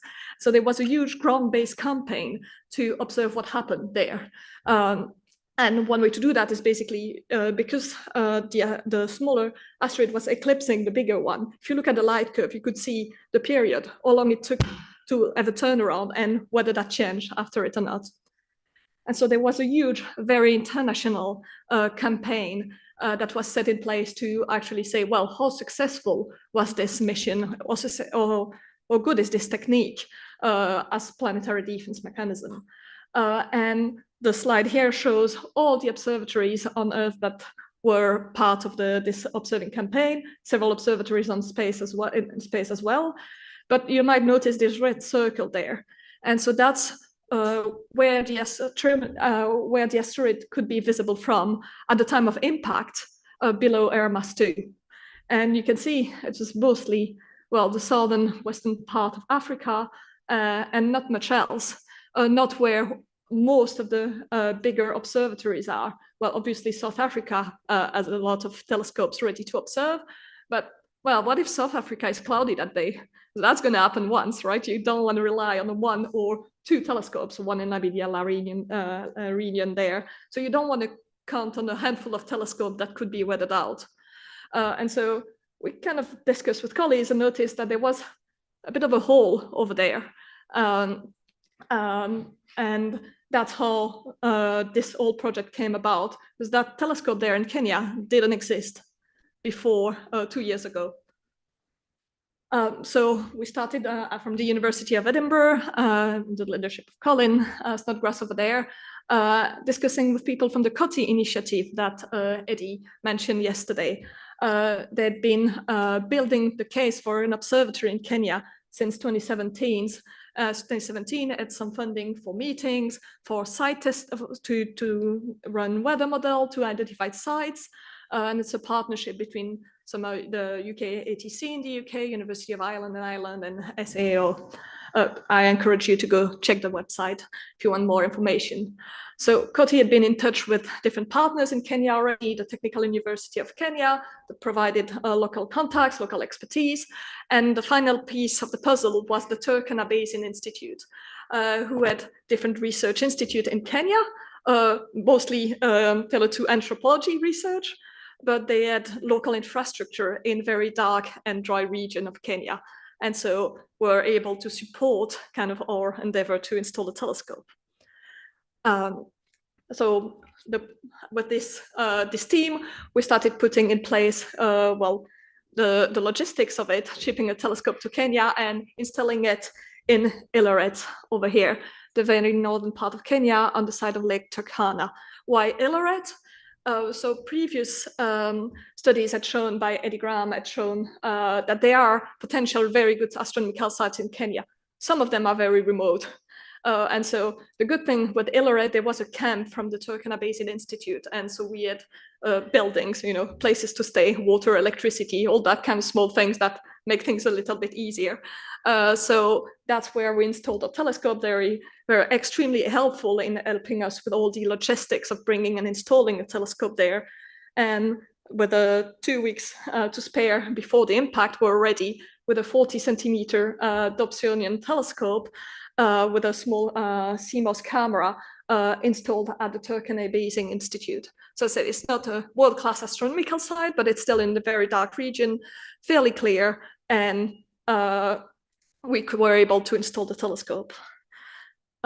So at the time of the data impact, we were ready. We had a team from observer from the University of Liège and the Technical University of Kenya, and representative from the Kenyan space agencies as well came for the launch. And this is what we observe. Yes, it works. So you see, you saw the little dot in the middle, that's the asteroid. Actually, it's the bigger one we see. And at some point you see kind of this plume going away, so that the spacecraft had hit the asteroid and there was a plume of, we think, probably sodium just blowing away. And that's just over the span of probably 10-15 minutes happening. So that's real image taken with this small telescope in Kenya. We started observing about 2 weeks before the impact, up to 2 months after. So there were people for about 3 months on site all the time, observing as much as possible. And what's really kind of special about our setup compared to others, other sites were luckily clear as well to observe the observation. But we had this CMOS very fast camera, and we were really obtaining very, very high cadence observation. So we could really catch this very fast plume that left the system within only a few minutes. And that's kind of the light curve we got from the asteroid, different apertures there. But the really interesting thing is that this very fast rise, we're one of the only ones, if not the only ones, to get it with that, at least that cadence, this very few moments after the impact. So actually this small observatory in Kenya really made a contribution to the support of the DART mission. And Andy over there, I'll let you confirm that later. But yeah, we actually made a contribution with this small telescope. And luckily that's not the end of the story of this telescope in Kenya, because, well, it was there. It's now the largest optical telescope in Kenya. What are we going to do with it? And the answer came by joining with the DARA program. I encourage you to go see the DARA stand with the at the exhibition, Follow the Music. So it's DARA stands for Development in Africa with Radio Astronomy. And so they have a program that aims at developing high-tech skill using radio astronomy in 8 different African countries, mostly related to SKA. There for several training programs, and for the entire things, I'll encourage you to just go and check out the stand. Thank you. And one of them is a basic 8-week program in basic astronomy, radio astronomy, data reduction. And we use this telescope to add a 2 weeks optical astronomy module that's now given in ILRED. So this telescope was upgraded with a new dome for the project so that it's better protected and it's going to last longer. And so we had a pilot school last year, and now we got some extra funding through the DARA project to run it 3 times a year for the next 3 years. So about 60 students a year will be trained in optical astronomy using that 40-centimeter telescope. In terms of the next step, we wanted to work towards a more permanent observatory in Kenya, because this is not the kind of telescope that can be made robotic or even operated remotely. But there are really, really good sites in Kenya, potentially. Cloud-free, very arid region. It's equatorial, so you have access to both northern and southern hemisphere, which is very interesting. And from the UK perspective, if you want to use it as a teaching telescope for at least part of the time, you actually, if you're east of the UK, which means that by the time students finish their day classes, you can actually start observing in Kenya and not have the students observe too late and be too tired for their classes the next day. So it's very ideal to share between, to collaborate between, let's say, African countries and UK for that regard. So we had several months of observation in our site in ILRED to kind of characterize the site and the region. But as I said, it's not ideal site. It's very low. There's quite a lot of dust and quite a bit of wind as well. And so Eddie Graham gave a really good talk yesterday about doing site testing of different locations in Kenya. And they have identified quite a few from weather data, analysis of past weather data, a few potential good sites in Kenya, and particularly Oldonyonero and Mount Kenya. And so we're getting ready to install weather stations on these 2 sites to do more site testing over the coming years and identify the best possible site for this more permanent observatory. So that's the next step. Hopefully within the next few months, the weather stations will be on these 2 sites and starting to take data. And then the next step after that will be to look at well-designed foreign observatories and, most importantly, funding and potentially new partners for the project to make that actually come true. So thank you very much, and please ask me questions for.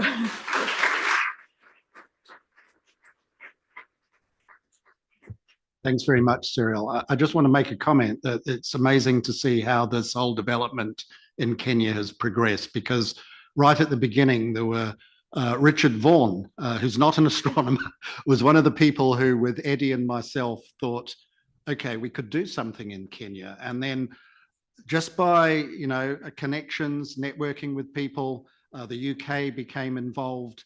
Then I think it was Richard who got to know Richard Leakey and the whole Turkana Basin Institute. And Richard Leakey was very keen on promoting other science other than just paleoanthropology. So it's a great result, and really the future is very promising. But let me open the floor to questions, please.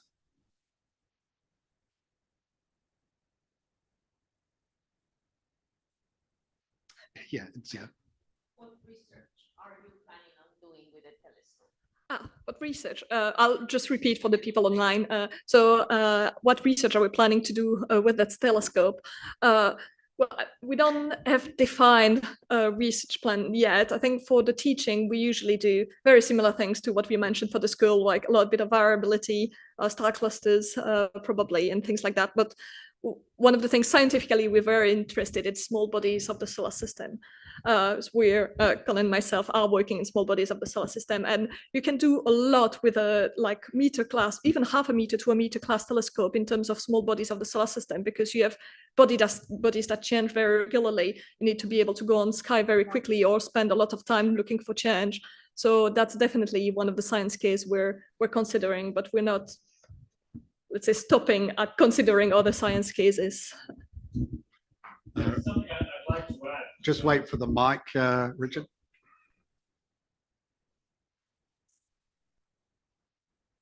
Hi, sorry, Richard Vaughan here. One of the important uses for a telescope of this nature is not just for research, but to enable Kenyan students to get access, first-hand access at operating a telescope. At the moment, they have to fly out of the country to come to South Africa or far away, and many of them, of course, don't have the means to do that. So this is a way of slowing the brain drain and enabling Kenyans to have a facility on their own doorstep on which they can hone their skills before they travel to larger facilities elsewhere. Thanks for that. I think we better move on to the next speaker, the last speaker of this session, to Brian Chiboya, a long-standing colleague of mine from SALT, who is, of course, going to talk about SALT.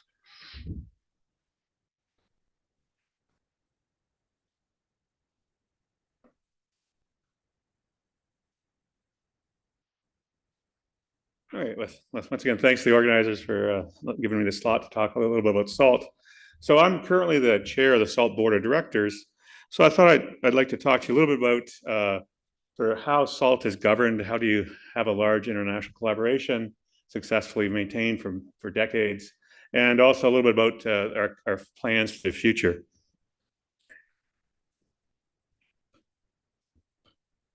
So SALT was really started by people like David Buckley and Bob Stobie and Darragh O'Donoghue, who had this vision for a large telescope in South Africa. And early on, they were generating a lot of interest within South Africa, but they realized that really to build a large telescope, they needed international collaborations. And so they started to advertise the availability of this project. And early in the late 1990s, early 2000s, they really generated a lot of interest in the international community for building SALT. And this culminated in the formation of what's called the SALT Foundation, which is a private for-profit corporation that's in South Africa. So that's how SALT is formally governed. It's a for-profit because it turned out for various reasons they're related to taxes and stuff. It was the easiest way to import instruments and stuff like that into South Africa. And it's governed by a shareholders agreement, which was sort of a document which was negotiated between all the initial partners, and it sort of governs, provided the overall governance structure to SALT ever since. And so I think that document's been very important in defining how SALT moves forward. And one of the key points in the document was the formation of the SALT as a board of directors. And once again, each institutional shareholder was given basically, if you bought in at least a 3% level, you were given a membership on the board of directors. And so it's a very, in some sense, it's a very unequal board. South Africa initially put in like 34% of the funding, but they only got 2 board members. Other people put in 3% and got 1 board member, but that was an intentional choice was made, I think, to allow for a diversity of viewpoints in the board, and to ensure that all the shareholders were invested in the future of the telescope long term. So the SALT board is the agency that's responsible really for the strategic direction of SALT, and also very importantly, the funding of SALT. So when the SALT was initially set up, everyone sort of purchased shares, and that allowed us to have a physical item that we could tell we really are buying something. So in terms of generating interest within for example, within my own university, the fact that they were purchasing shares, they could understand that concept. They knew that they were getting some sort of asset that they could, and if they wanted to, at a future date, potentially sell. And so the idea of having a shareholding was well received by many institutional funding personnel. So the SALT board is, like I said, responsible for the strategic direction, but also for the fundraising and providing and approving the annual budget. And so that's really one of the, I think, the keys for maintaining an observatory is having a sufficient funding to maintain the observatory long term. There's been a number of challenges with with that funding model. Initially, the operations costs for SALT were underestimated by quite a bit, but and that led to some partners eventually having to drop out of the consortium. But fortunately, South Africa has been able to step in and increase their percentage of operations costs. And so early on, the decision was made by the SALT shareholders that we would not operate the telescope, but all the operations of the SALT telescope were delegated to the SAO. So the South African and SAO and SALT basically have signed a series of agreements, operations agreements, in order to allow SAO to operate the telescopes. And so SAO is responsible for all the operations, and there's actually very few SALT employees. All the employees basically are employed by SAO. So SALT has a chief financial officer who's a direct employee, but other than that, all the staff associated with the observatory are employees of the SAO. So very recently, the decision was made originally the SAO managing director was given the overall responsibility for managing SALT. And that worked, but was always a bit of a challenge because the SAO managing director, as we heard, there's lots of things going on at SAO, not just SALT. And so the SAO managing director has a lot of things on their plate. And so we've decided that it makes sense to have a SALT observatory director, and we've implemented that recently with Carney, who talked yesterday, being the first SALT observatory director. So the SALT observatory director reports directly to the SALT board, but also reports to the SAO managing director. And that structure is something we're going forward with and seeing how that will work for us in the future. Within the SALT observatory director then is now responsible for all the operations of SALT, and also very importantly, I think, helping to develop and execute the strategic plan for SALT. So one of the things when you've built a large telescope, it's working, the question is, you can't remain stagnant. You want to keep improving it. You want to see what you can do next. And that's what really we're focusing on right now. I think one of the values of having a diverse board is seen in basically when you start considering what is the next step, or what do you want to do how do you want to develop the telescope. There's really people coming with a variety of perspectives. You have a lot of different expertise, and that expertise and perspectives can allow for a broader consideration of what is the next challenges, what are the next steps we want to take with the telescope. And so, like I said, I think one of the advantages of being an international partnership is that we do have a lot of people with different expertise on the board, and we also have a lot of people with allow us and a lot of breadth of scientific interests, and that allows you to operate allows the board to have a range of opinions, a range of viewpoints that enable us to, I think, have in the end a very strong telescope model that allows us to keep, the telescope's been operating now for routine operations for close to 15 years now, and we're now considering what are the next steps we want to take. Okay, so the sort of next steps we sort of a slew of things have been in the development for a number of years, and a couple of them have come together very recently. So you already heard very briefly, we now have a near-infrared integral field spectrograph called NIRWALS. That's an image from one of the first light images from NIRWALS. So you're getting basically 212 fibers that are giving you infrared spectra up to 1.7 microns. Very recently as well, we've installed a laser frequency cone onto the high resolution spectrograph, and that will enable high precision radial velocity studies. Going forward, we heard already about the integral field fiber unit for the Robert Sobey spectrograph is a very versatile sort of low to medium resolution spectrograph that is been on the telescope from the get-go. It was originally built by the University of Wisconsin and Rutgers University, and it's been recently upgraded with this integral field fiber unit, which has a field of view very similar to the near infrared unit. But we're also planning to upgrade the CCDs in the near future, and we're also planning an upgrade, so basically becomes a dual beam spectrograph, which will double the wavelength coverage effectively you can get in a single observation. So these plans are well underway and have been moving forward. And in the future, we're considering a number of enhancements. both to basically the telescope top end, in particular ways to make the telescope more efficient. And that's one of the things the board is considering. And we also are eager to consider new instruments, but one of the reasons I came to this, one of the things that always when you're dealing with a new capabilities and stuff like that is the funding question rises up.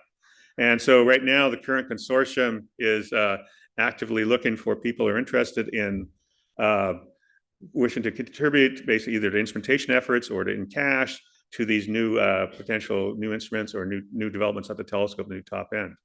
So we are currently actually, if you're interested, we make available, as we heard, this is called the Southern African Large Telescope. South Africa intentionally named it that way to show that it was available to African astronomers, and that's through the South African timeshare. But we also have a possibility, people have a possibility if they directly want to purchase time, they can purchase time. And as I said, we're also looking for people who are interested in pursuing opportunities to join the SALT partnership in the future, either as buying observing time or as, providing technical expertise or leading or assistant interest in instrumentation efforts. So the telescope, I think the governance, when you have a diverse board with the different viewpoints, there can be challenges, but it really leads, I think, to a system where because you do have a range of viewpoints, you really have a range, also have a range of expertise, and the board is able to consider a lot of different options, and I think very thoughtfully develop a plan for the observatory long term. So we're currently, like I said, thinking seriously, what do we want to do about the next? We have a number of things coming online, but as a board, you want to think long term. And so what is really the next thing we want to do with the project? Where we're going to get funding for the next project, and that's really where the board is thinking, and that's where I said once again, welcome to international collaborations or any sort of interest from other people as well. So I think I'll just finish up now. Thank you.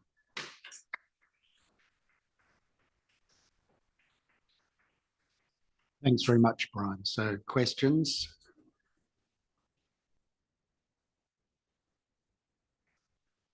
I want to put you in the hot seat and ask you, what are the big challenges? I mean, I know funding is one of them, but what do you see going forward for SALT in the next decade? I think the funding is really the key issue. Big telescopes are expensive to operate, and particularly when you can't just let them lie stagnant. You want to develop new things for them. And so finding funding, particularly for new major instrumentations or major upgrades to the telescope, is really the challenge we're facing right now. And that's trying to figure out how to unlock additional funding has been a challenge for SALT for a long time, but we've been able to meet those challenges so far. But going forward, we now have somewhat things. The telescope is starting to age a little bit, so things are going to start to need to be replaced more, and so the need for additional funding is becoming more acute. And some of the current partners don't have that funding available to them. So there's been a change in the partnership over the years, as some partners have been unable to secure funding to maintain their operations of the costs. So I think that's really the real is to identify new. I think that for the board level, I mean, that's really the key. Colin? Yeah, you mentioned you're looking at new instrumentation potentially. Do you have any particular kind of priorities or directions you want to go, or is that very much dependent on who comes with money and ideas? Yeah, I mean, SALT we did do a strategic planning exercise, and one of the examples, one of the things we want to focus on is sort of time domain or transient astronomy. David has been very successful leading a program at SALT, and because SALT is a fully Q observed telescope with a very agile, easily changed between different observing modes, it's well suited to transient astronomy. We also are, like I said, we're developing this capability to do high precision radial velocities. So we're interested in potentially going into that area as well, basically exoplanetary research. And the other thing is sort of cosmic evolution. So these integral field fiber units is an expertise we're developing. And so you can imagine going to say much larger units and stuff like that in the future. Phil.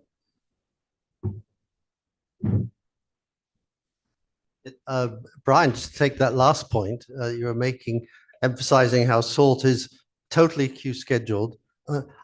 which makes it ideal for the transient program follow-up, coupled with the integral field units, makes it very efficient to do that.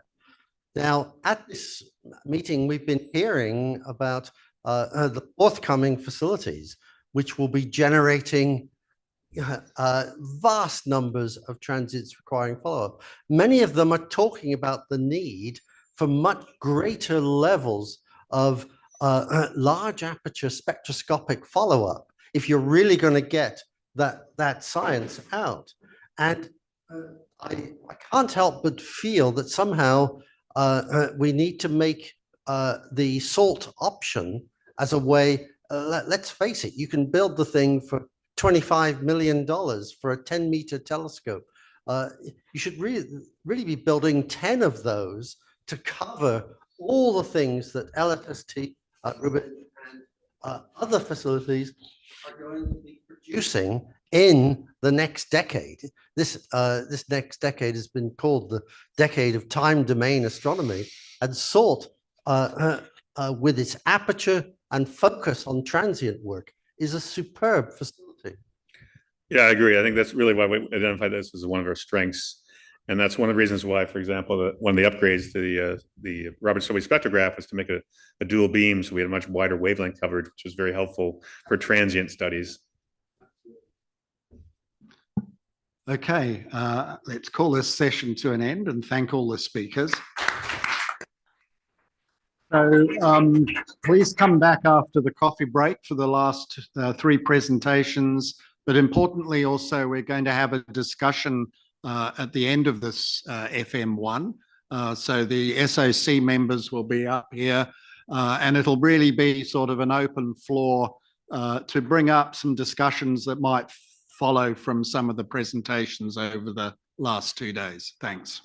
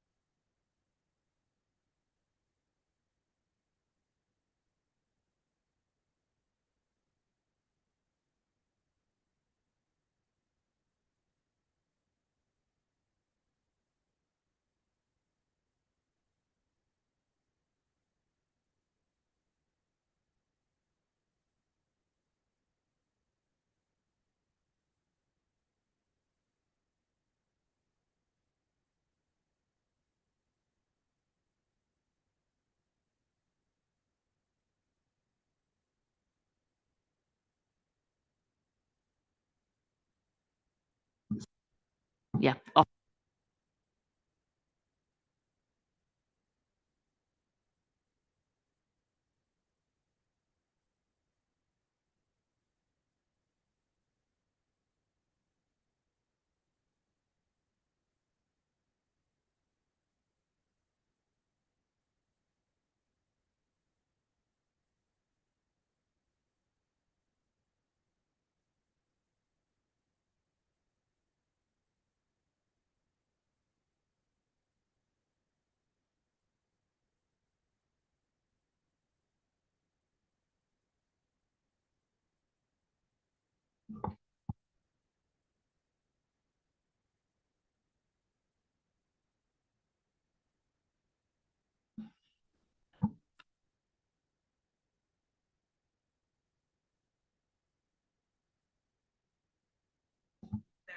So now it's working. Okay, it's the reverse. I mean, this is counterintuitive.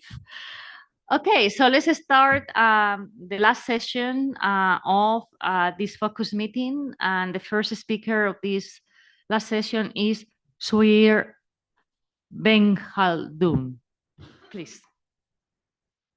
We have to wait until they put the view graphs before you start operating. Now you can start.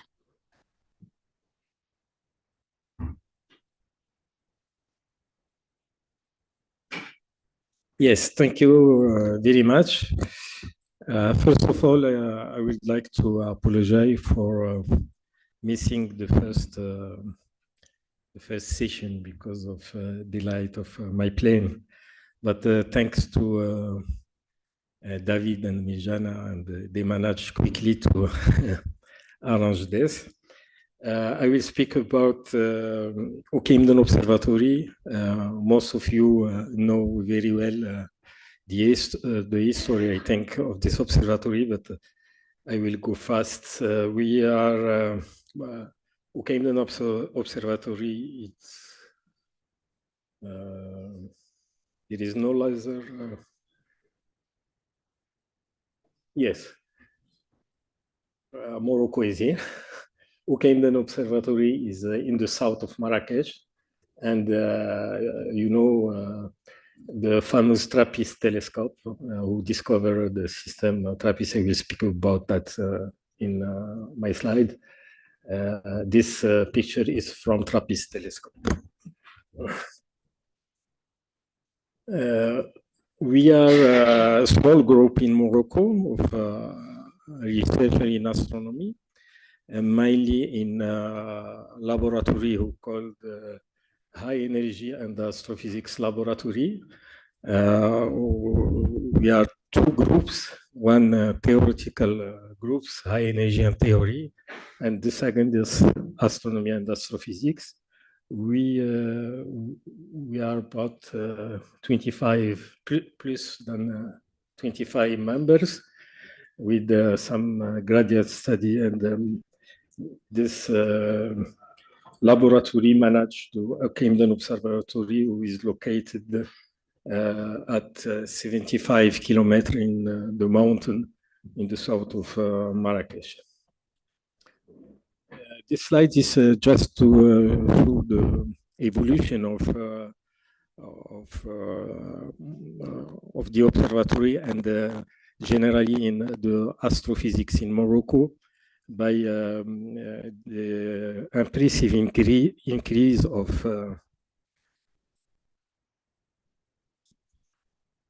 yes, but by the impressive increase of the publication, the paper, and also the citation of this paper in the main astrophysical journal. And also you can notice all the curve is growing rapidly this last years for the Moroccan researchers in astronomy. This can be done thanks to the international cooperation, diversification of cooperation we have in all the continents, and a lot of colleagues from Europe, of course, but also from Korea, from Chile, from Canada now also. We try to be involved in African astronomy emergence, and we are a part of Africa initiative of for planetary science. Yes, called AFIPS, that we create with our colleague David Baratou from IRD in France. We also try to make some cooperation between Europe and Africa by submitting proposal for financial. Up to now, we don't get a success with this proposal, but we hope we can have it in the next phase. This is a brief view of Camden Observatory. We now have 6 domes with the small telescope between 30 centimeter and 40 and 16 centimeter. And in the next month, we will have one of 18 centimeter. The main tower is here with this dome, and inside the dome we have a spectrometer, and we study variable stars. And our colleague Ben Hida will talk about that in the focus meeting 10, I think, next week. We have also some camera for meteor and also for monitoring the dark sky. We have a famous MOST telescope who make a lot of discovery in the observatory with our colleagues from France and Switzerland. We have meteor camera too. We try to build a network of camera in Morocco, the network called MOFID, and 2 cameras from this network is located at the observatory. We also involved in space weather, thanks mainly to cooperation with our colleagues from Illinois, who monitor an experience called Renoir to monitor disturbance of high atmosphere and especially ionosphere. Let's see. This is also a cooperation with Saudi Arabia, who installed telescope in the observatory, and with Korean from Space Korean Agency. They also put a telescope to observe mainly satellite and satellite debris. And we have the TRAPPIST telescope I already speak about. And with this telescope, we participate to famous TRAPPIST-1 system discovery. With the TRAPPIST, we do also a program of COMET, and our colleague here, specialist of COMET, Yusuf Moulin, can speak about that in the Symposium 393 next week.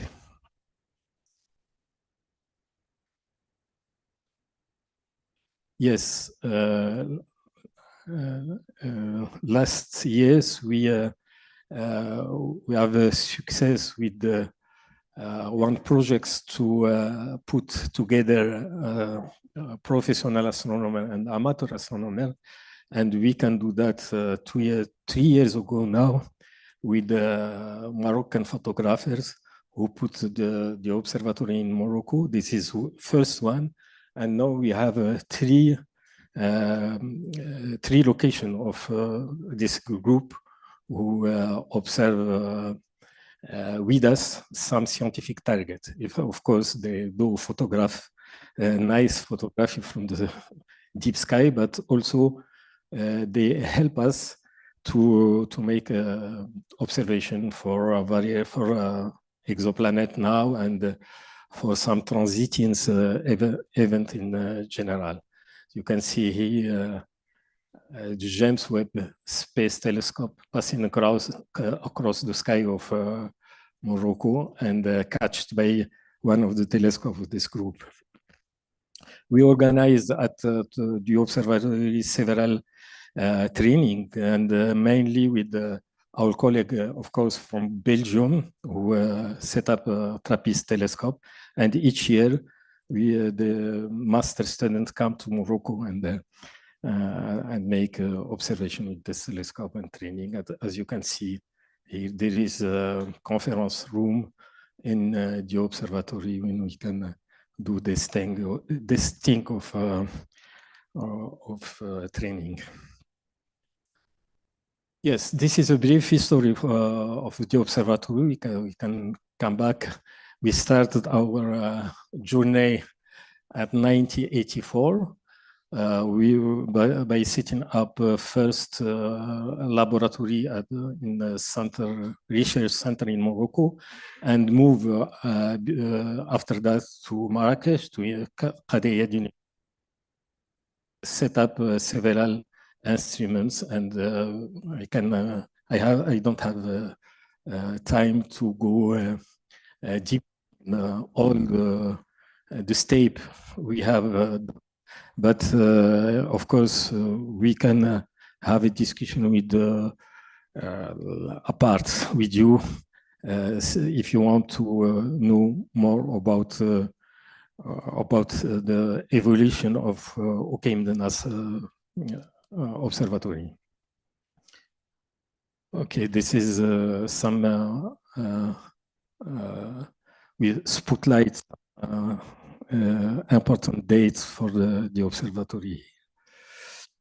We, of course, in the context of this focus meeting, the success of observatory come from first the good site testing we have done, and the publication we can, scientific publication we can to have about the astroclimatic parameter we have the observatory. After that, we catch the attention of our colleagues from astronomical community and come to ask us to put telescope and to use observatory for several program. And after that, the Morocco was selected as one of the potential sites for extremely large telescope, ELT. And we do this campaign and select one of the mountains, not at Okeimdenas Observatory, because we need to have a mountain free of light pollution and far from people and habitation. We choose Jebel Aklim, and also with the cooperation with our colleague from Nice University, and in the framework of ELT site testing group, we do the qualification of this site. We also get instrumental expertise, and yes, this is the observatory, Okeimdenas Observatory, some years ago. We installed the first experiment about helioseismology, and thanks to this first experience, we can to put our first site testing, which is very simple instruments based on just 3 photometer with 3 filters to monitor the statistics of number of observable nights, and also of extinction. We have atmospheric extension we have at the observatory. We this experience, this instrument will followed by our colleagues from Tucson University, who set up the GANG Global Acceleration Network group, and also made site testing for this for the network using pyroheliometer, and they set up one of this pyroheliometer at the Camden Observatory. Yes, we made a lot of work to qualify the site in terms also of dynamic turbulence, and we published a lot of paper on this area using one of the instruments we set up ourselves at the laboratory. This is a differential image monitor, but we develop our own for this instrument, and we use it for several times to make site testing in Morocco. And this is main publication we have present in the quality of Camden site. We can go to this publication and so more. With this work, we had yes, some thesis on these topics, and PhD student become a laboratory afterward. We organized with the Astronomical Union one famous work to 2000, and we had success for that. We help us to be elected for ELT testing project I presented. I don't have a lot of time. We do work to in the prospection first to select the sites in terms of wind circulation and orographic position. And after, thanks to Moroccan army, we can put instrument on the top of the mountain, because there is no road to access this site. And site testing with several interesting results. We can, yes, I pass very fast the achievements we have, thanks to the expertise our group, our acquire in this topics. We can develop some instruments like ESS, SSS, single star SIDAR, for monitoring the seeing and the astroparametric astroclimatic parameter.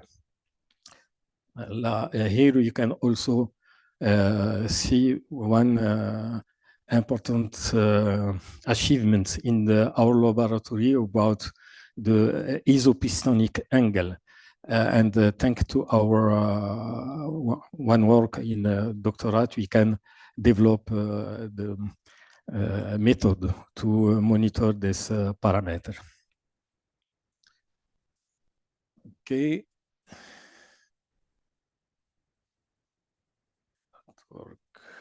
Yes.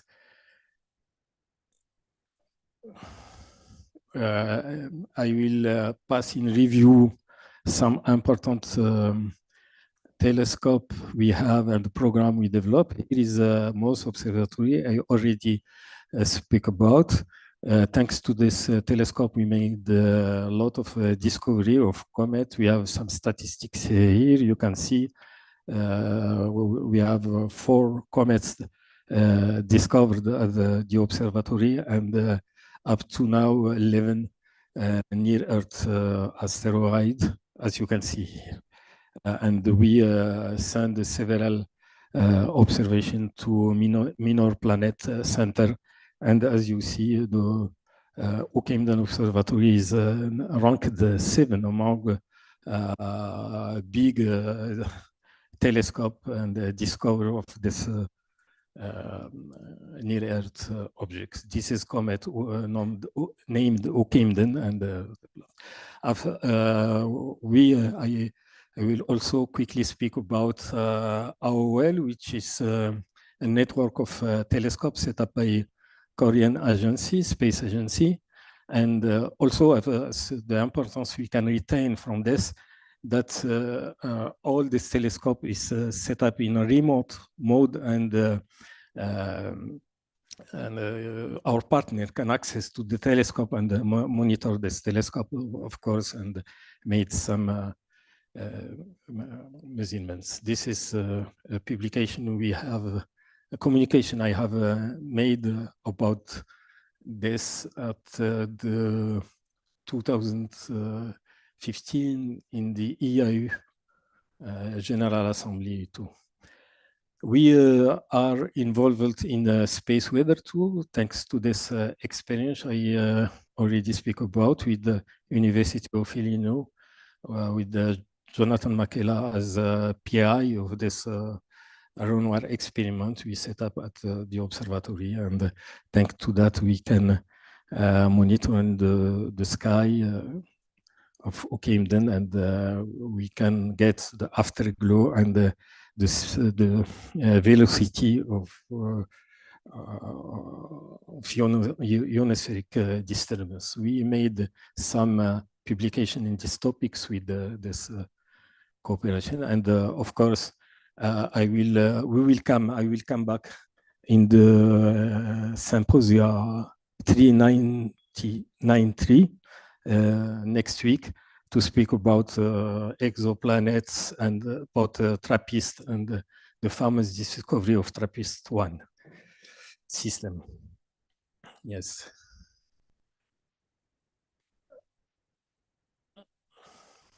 Yes, here I choose to see you some recent significant discovery where we participate at the observatory with our colleague, of course, and we had 5 publications in Nature and Nature Astronomy. Now 6 publications up to now. Yes, we can go deeper in the detail of all of this, but the objective is to show you that even with the small telescope in the good observatory, we can do efficient observation and get involved in important publication. This is about Blue Walker 3. We catched at the Oakhamden Observatory. Yes, here, and we published this in Nature too. This is the first time we can observe in detail the most polluted sky pollution with this. Yes, as a conclusion, we can say that the Oakhamden Observatory has propelled to the forefront of scientific interest due to its exceptional location first, and the best astronomical side cooperation around the world. Yes, this thanks to exceptional conditions we have also in the site. And this surge of interest has provided us with an opportunity to cultivate research and training within our group in a growing team. And now Morocco, we can say, occupies a prominent position in the region, Africa and Middle East, in terms of scientific publication in astronomy and astrophysics. Furthermore, the success story of Oakhamden Observatory underscores the continued necessity of investigating in small ground observatory, particularly in a region of the world facing economic challenge, that what is the case in Africa, of course, And I think our colleagues from Africa can have inspiration from the history of Camden Observatory to build, develop several observatories like that around Africa. We are already in cooperation with our colleague from Egypt for developing the next big telescope, their next big telescope, and I hope we can have opportunity to have other African country involved in this wake up of astronomy in Africa in our continent. Thank you so much. Yes, we can just say the, yeah. Let's just make one quick question. Questions? Yes.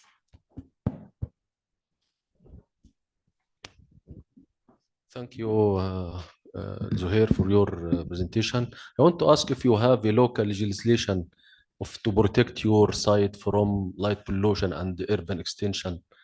Do you have any local legislation to protect your yeah, like a law that protect your site from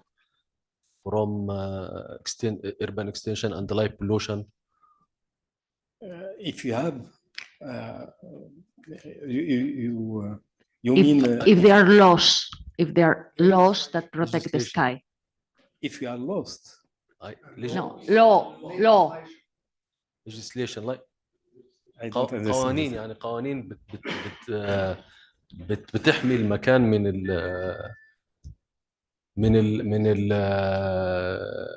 ان هو يحصل فيه امتداد عمراني او لايت بولوشن ياثر عليه. Okay. قوانين يعني عندكم في Okay, not yes.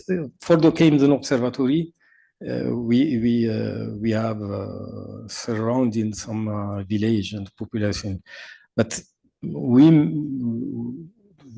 selected sites we have done for ACLIM. If we have a big project like the projects you are running to have to Camden, we will do it at the ACLIM site, which is far from the population in the village than Camden. But we don't have any study to. We don't make that. We don't have a specialist to tell us how can we grow.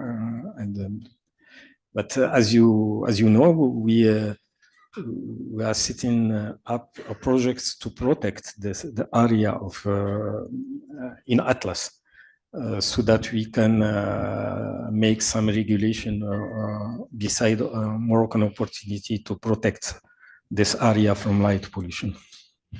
Okay, thank you. Let's thank our speaker again. And we're moving to our next speaker, Solomon Tessima, please. So please wait until the technician tells us that we are good to go.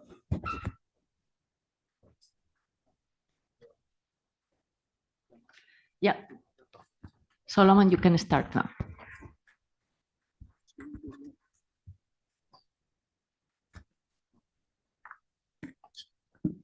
Oh.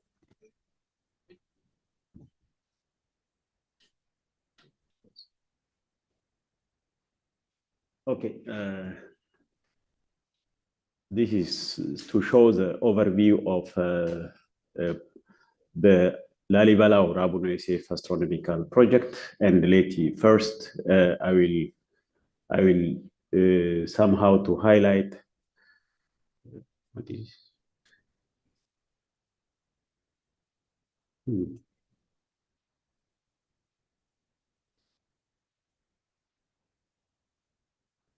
Any problem? Maybe. Window solved now. Yeah, we can go ahead. 1 minute. Okay.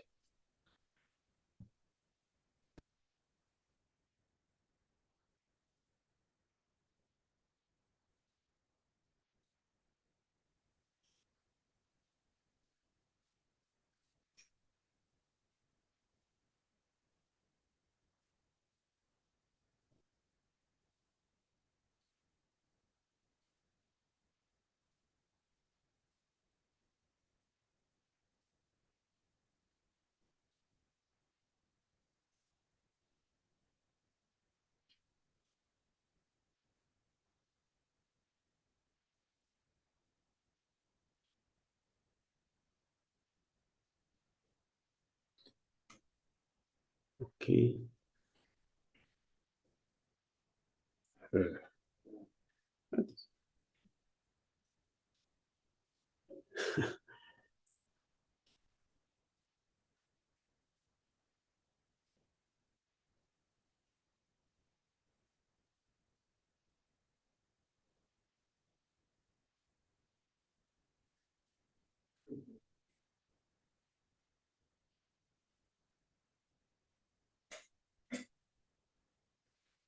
Okay, first of all, let me start from the, I think, really, astronomy research infrastructure in Ethiopia mainly emerges after the establishment of Ntoto Observatory and Research Center in around 2014, and that Ntoto Observatory is situated in nearly 3,150 meters at the outskirts of Addis Ababa, the northern part of Addis Ababa. And then the interest of the many of the universities and the government really pushes to have another astronomical site and outside of Addis Ababa. And because the Addis is always expanding, and in order to have another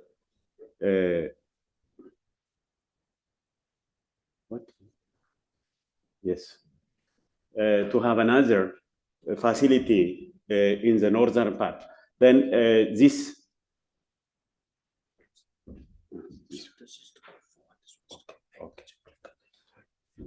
and this consists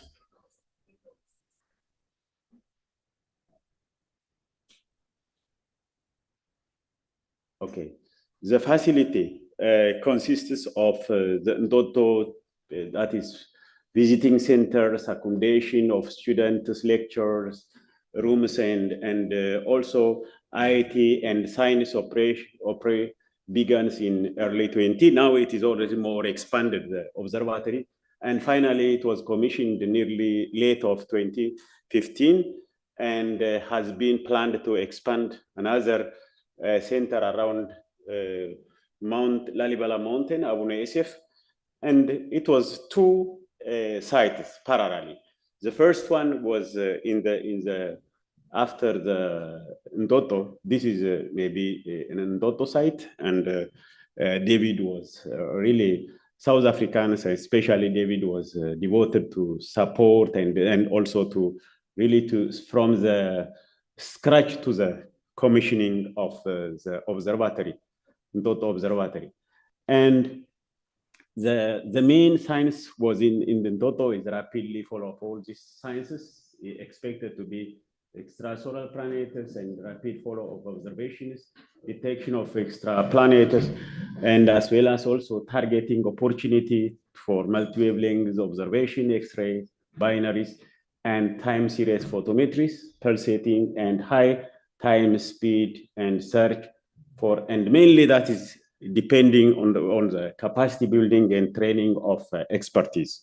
That was, and so far we trained more than 22 PhD students and 35 master's students since 214 up to now.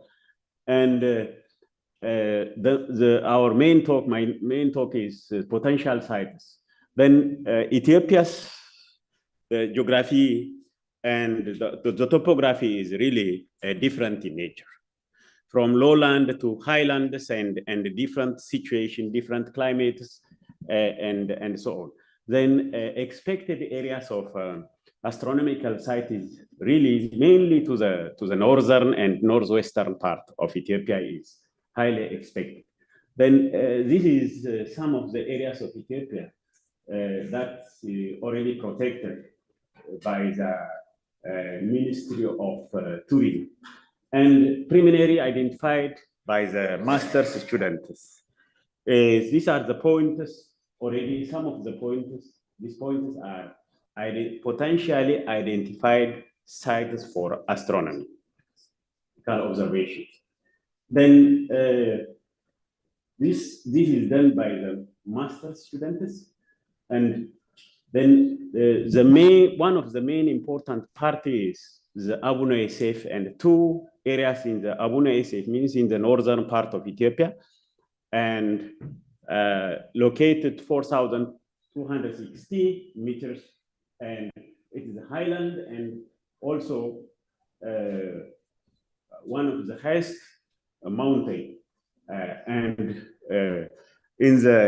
because our political division is like regional status and Amhara regional state. Then the place was mainly conducted in many people are, it is one of the best tourist area, and many of the conducted the nature and diversity of that place. And the area is already, it is a park and dedicated only approved by the 2030 by the regional government for astronomy and also to the local environment. Then there is no any other disruption. And it is about 50 kilometers from the Lalibela city. And it is at the mountain, nearly 50 kilometers. It was two places. One is the Abu Naisef and the other one was Abu Egara. But my focus is here. This is the mountain already. This is Abu Naisef mountain. And in the northern part, and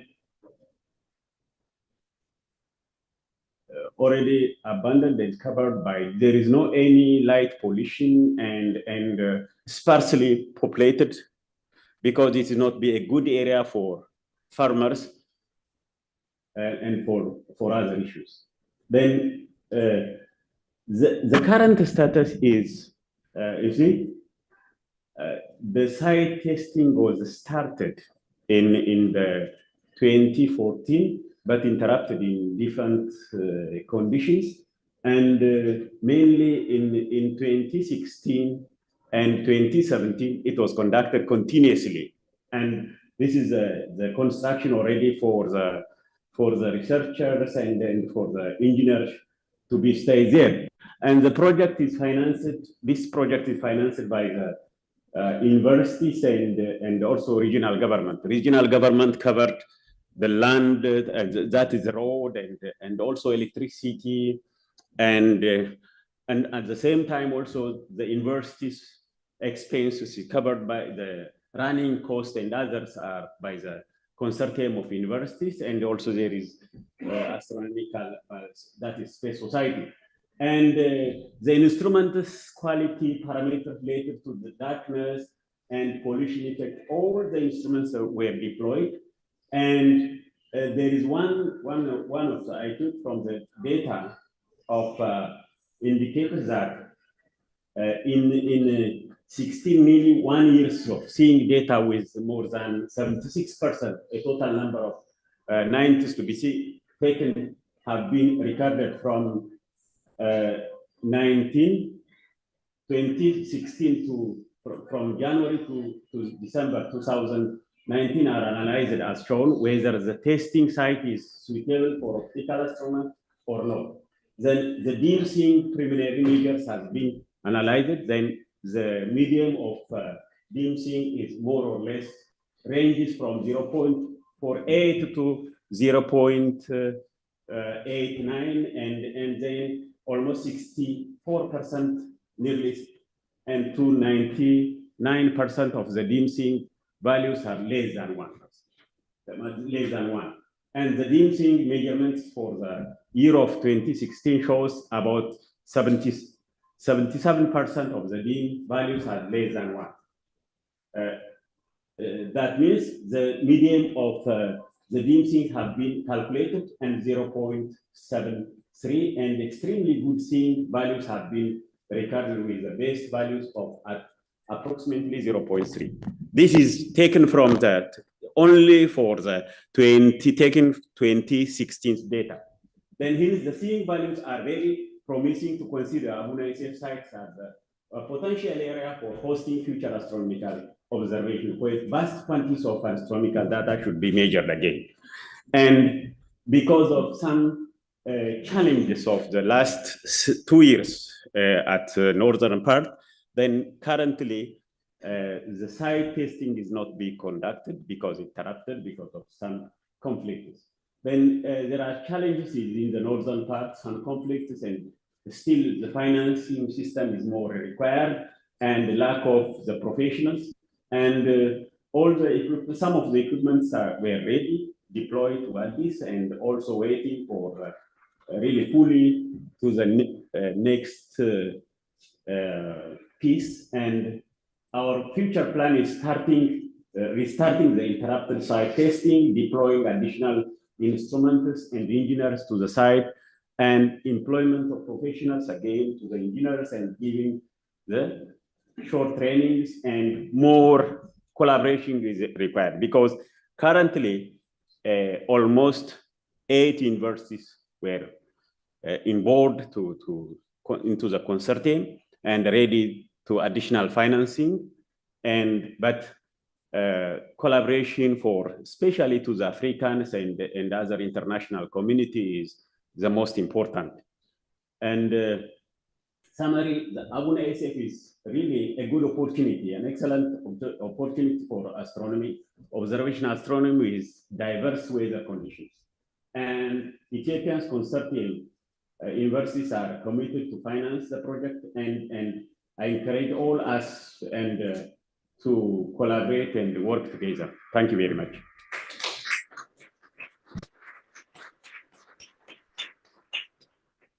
Questions, please. Let's wait for the microphone. Yes, here.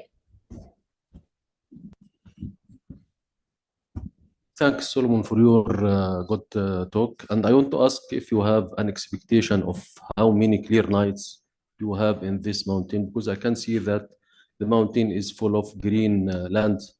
That means that there are a lot of rains. I don't know if the clear nights are high or low, or do you have an expectation of how many clear nights do you have during the year?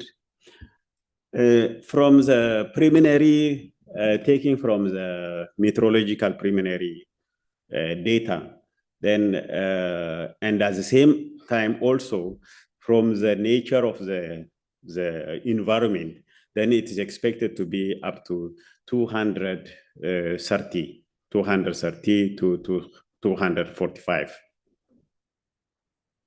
There is a season for rains, for example, during certain months. Yes, there is rainy season, but like because in the rainy season in Ethiopia, in the central, in the northern part, in the southern part, of course, the rainy season is much, but in the northern part of that is Abuna-ISF and others, the northern part, it is more or less dry and less rainy season. Thank you. More questions? I would like to ask for how long, ideally, you will do the site testing before taking a decision on the site? Our plan was really to finalize continuously to the 3 years of taking the data.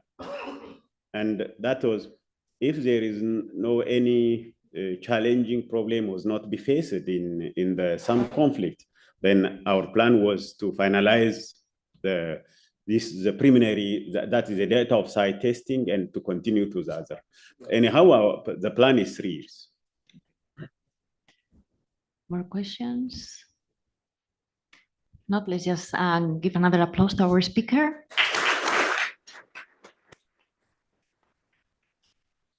And we move to the final talk of the session, but Jehko Ivechik.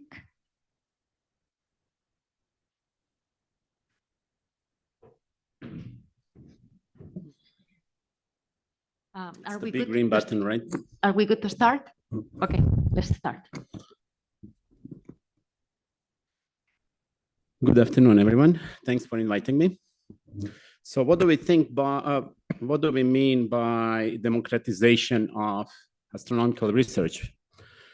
We mean astronomy for everyone, so that wherever you are, that you can do cutting-edge astronomy, research, and education.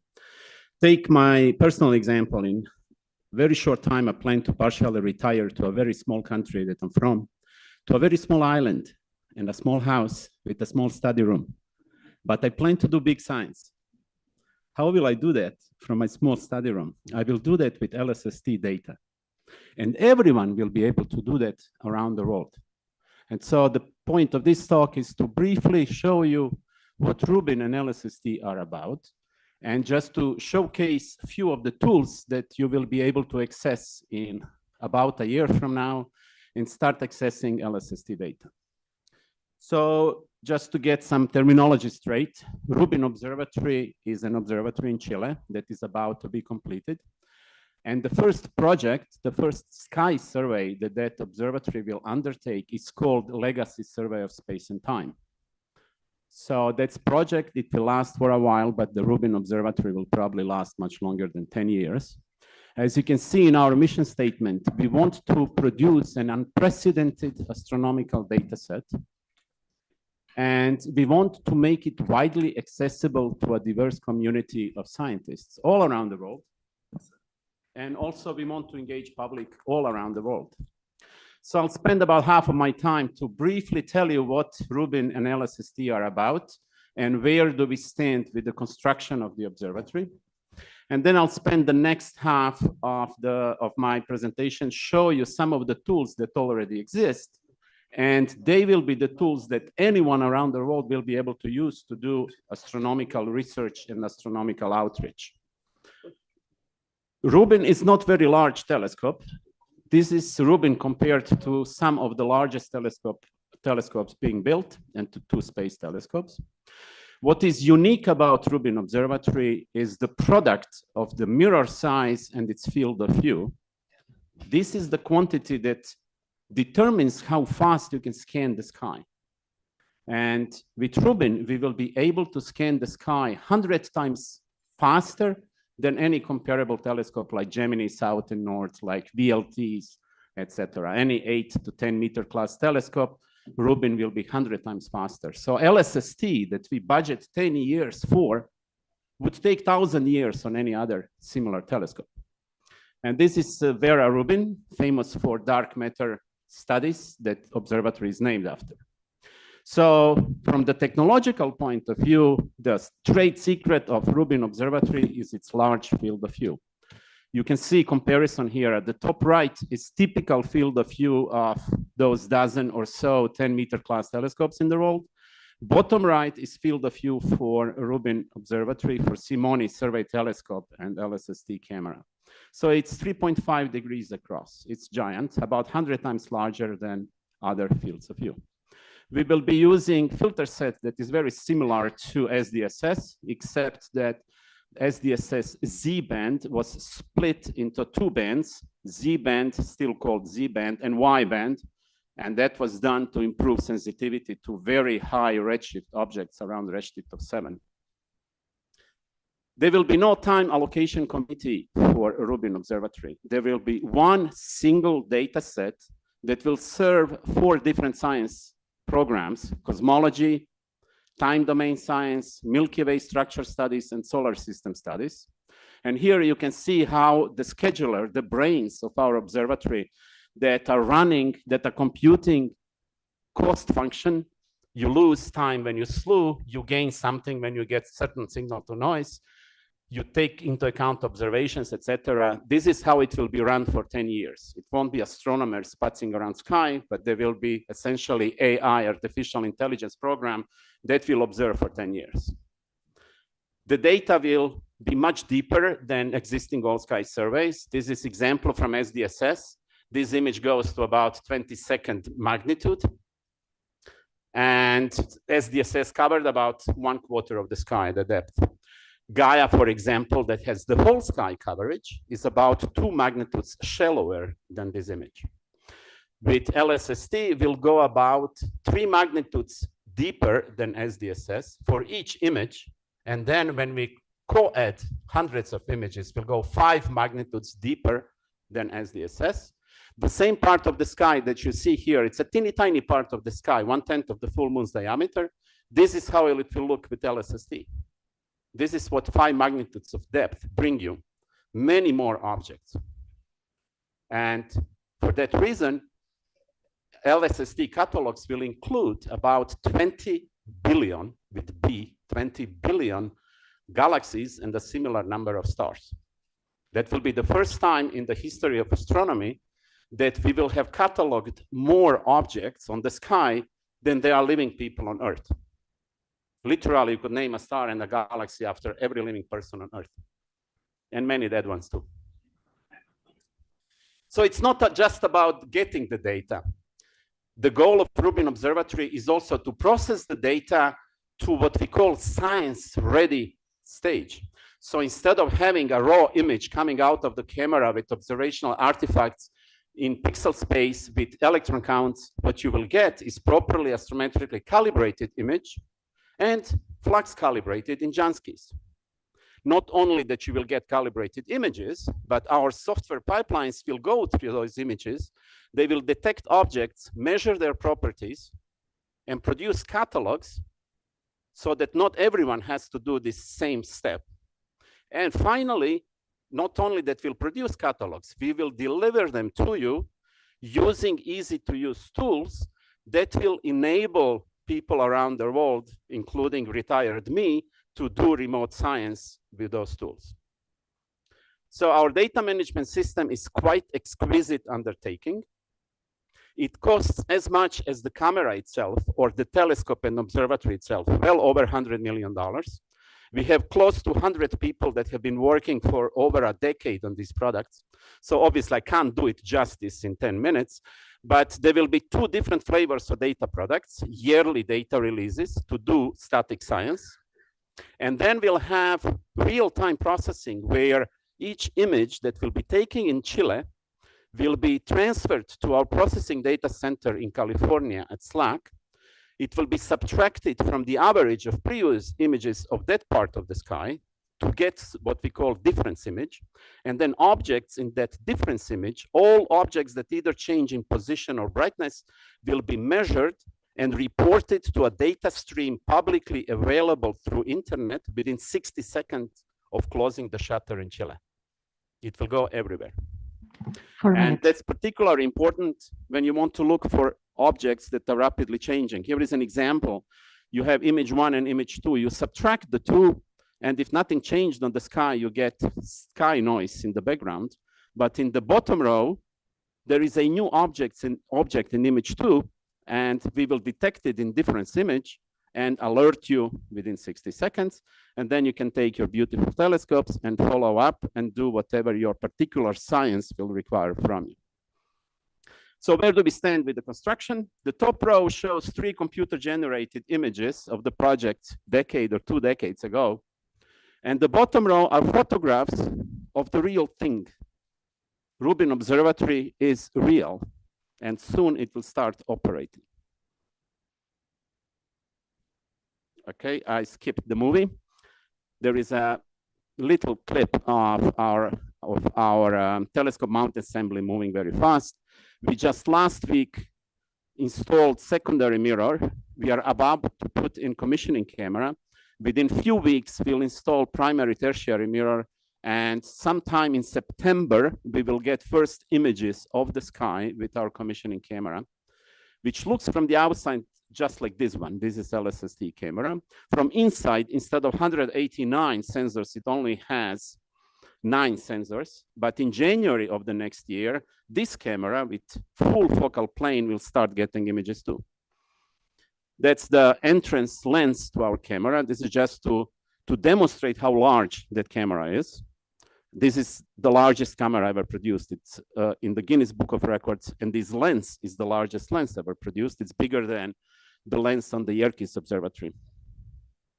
This is the camera when it was fully assembled just before shipping to Chile in May of this year.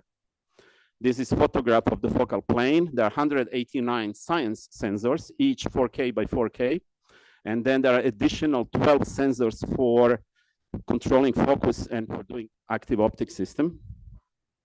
This is pupil image of an old photograph of Vera Rubin, which shows that the camera is operational, that out of 3,024 amplifiers, each CCD has 16 amplifiers to enable 2-second readout.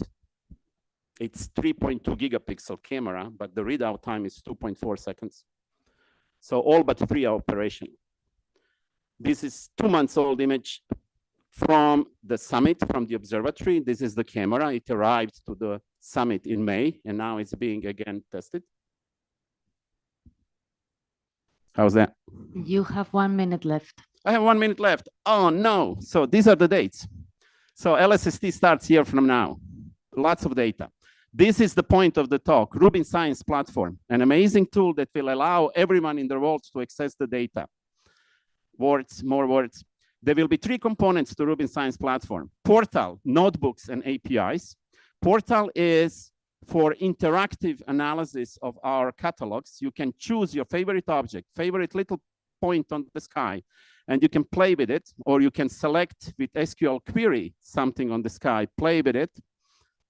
You can do fun stuff with modern plotting tools that do not choke when you have billion objects.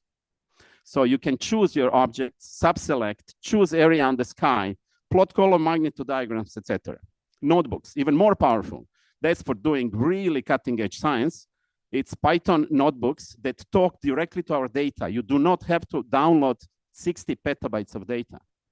You go to a small house with small study room, you have a laptop, you connect to Rubin Science Platform, and you run computers at Slack in California.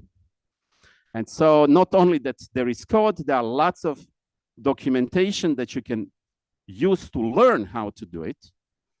Even people over 60 can learn it. My PhD advisor, they retired, learned Python from scratch, and now is enjoying his retirement. This is an example of how to analyze data, how to display images. On the left, you can see this 01, 02, 03. This is just part of the example notebooks. You are not thrown to this tool without help. You don't have to fear it. You have notebooks that are examples. You have extensive documentation. You can do fun stuff with it. This is example of give me all the images that simulated data set includes at a given point on the sky. Then there are more tutorials, etc. It's fantastic even for teaching a class in astronomy, for attracting students to astronomy by giving them access to real data. If they look at images, there is high probability they will be first human eyes that ever looked at that image.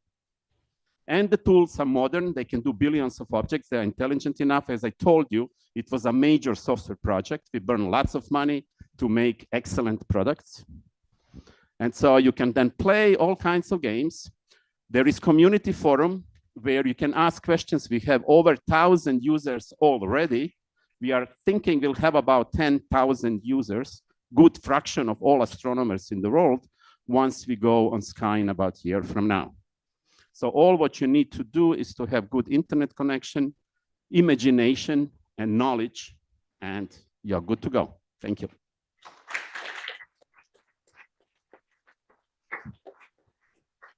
Questions, please?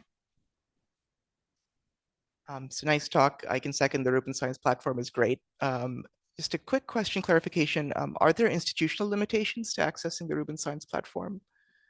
Our science platform is designed to enable access by all data right holders, which includes anyone in the US and Chile, plus a very long list of several hundred institutions from around 40 countries around the world.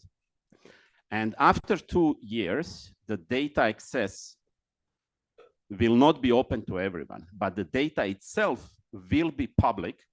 And so now there are about a dozen institutions in the world that are planning to clone science platform and then enable other people to access data. Then, of course, this alert within 60 seconds, that's fully open to everyone. And education and public outreach materials are fully open to everyone right away. Great, thank you. Johan?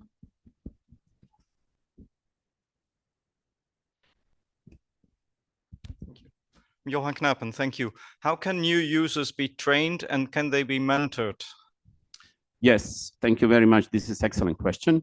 We already had a few workshops where people are trained, and the idea is that more people we train, the more trainers we'll have. So people who went through training now are training other people at their home institutions. All these sessions are recorded and available for free on our websites. And then all these notebooks, they are available. And all the other documentation, including software, everything is open source that we produce in Rubin Observatory. It's completely open source.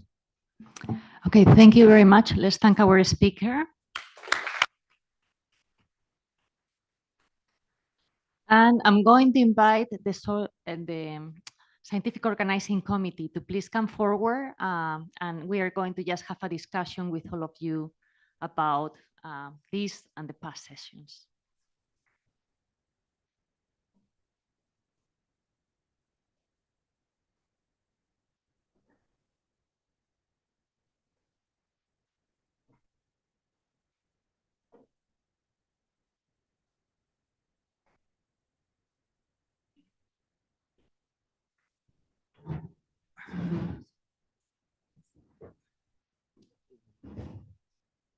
No, Solomon wasn't on the SOC, just the SOC.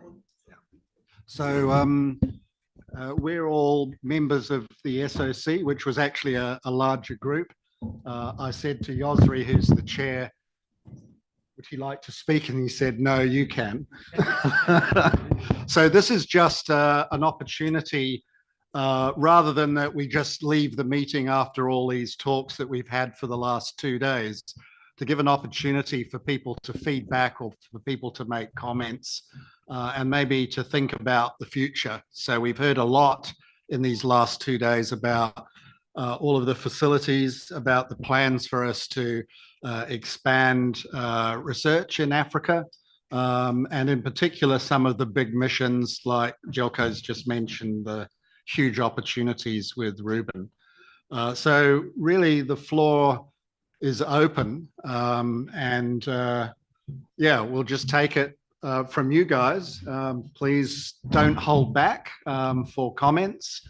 I don't think we really want it to be questions, say, pertaining to talks in particular, but if you think it's relevant to do that, then feel free to do that. And yeah, so if the people with the mics. I have one, so. Oh, okay, thanks, Itzia. So yeah, Dominic, do you want to start? Yeah. So given that you mentioned the facilities, what do we do with and for the people?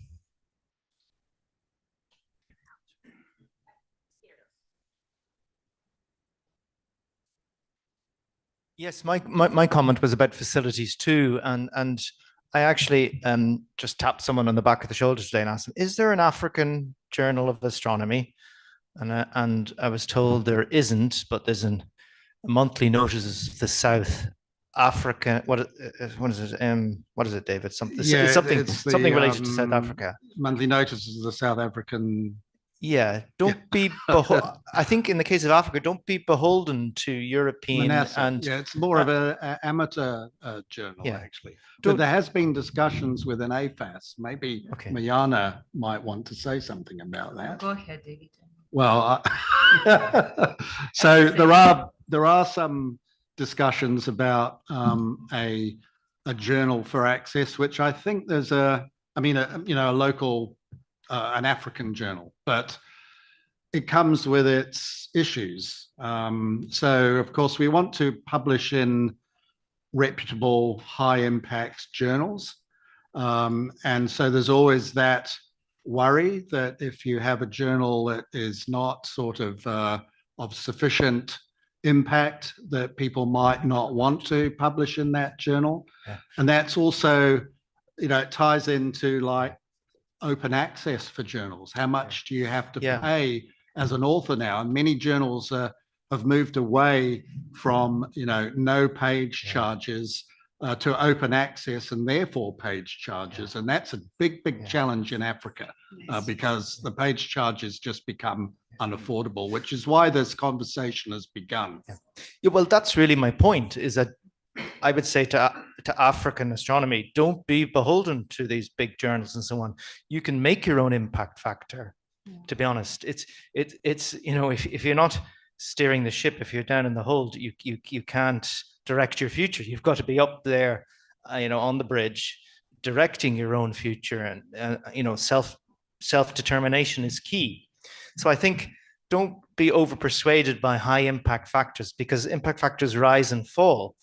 And I know many journals that are on the up and rise. You just need a good editor, you need a good editorial board. And if it comes together as a coherent entity in Africa, well, in terms of impact factors, if you're referencing and citing one another, you're going to get a higher impact factor simply as a result of doing that. So break new ground. Don't be held back by tradition too much in publishing, certainly. Yeah, I understand that sentiment. On the other hand, I have seen the emergence of journals that are poorly refereed, and you know, publishing in those, I think, is a mistake. I don't want us to go down that route personally. Yes, I mean, just to add a bit, I mean, currently, I think it's only astronomy and astrophysics that is allowing the majority of African countries, but not all. Like the northern part is excluded, South Africa is excluded from payment, but the rest of sub-Saharan Africa is free of charge. And that's the only option that we are currently left. As David mentioned, there are plans under the Science Committee of AFAS to start with the journal, but that will definitely take time. And then it will take time also once the journal start to actually come up with a certain impact factor. And I agree with you. I mean, we should have big goals, but then we have to also think about students, because for us, I mean, if we publish now in, you know, of course it matters, but for the students who are just starting their career, PhD students, they do need, for then later on getting, you know, grant scholarships and so on, they do need to publish in first impact in Q1 journals. So it is really frustrating that we as, you know, more senior are asked to review journals, I mean, review papers, we do it for free. And then our students are asked, you know, to pay for the journal, you know, 100 euros or pounds per page, you know, so it's absolutely frustrating, and it's totally unfair, and it's something that it's the whole community that should you know, work together on changing that. I don't think African countries are the only one that suffered that. So this is getting animated. So I am going to give preference to the panelists, and then I'm going to just to take turns for the rest of people. Please go ahead. No, just to say that we don't have a lot of time, and if we can back to the topics of our meeting. Well, before we go to the next topic, I think all of this is valid, by the way, because you're just securing how to make an impact. It's not the right place. And before we go to the next topic, I want to just comment on that one. I think it's great if you create an African journal, but coming from also the South, I think the Latin American community will be more than delighted that the Africans submit to the Revista Mexicana de Astronomía y Astrofísica, which is free of charge and is in Q2. So it's going there, and now I'm coming here. Okay, I will back to the topic, and thank you for the SOC for organizing this this focus meeting about this ground-based telescopes. And I think it's a very interesting point to have that. And I think this is a good point not to start, but to continue what we have been doing. And as I can say, Morocco is one of the examples that Zuhair has presented, that we started with ground telescope. But in the same time, we should also think big, as Zelso mentioned, and I would like to back to him about your strategy of the inclusivity. Are you thinking to providing some trainings towards to African continents, which I don't think so. There's some of the institutions are in the consortium.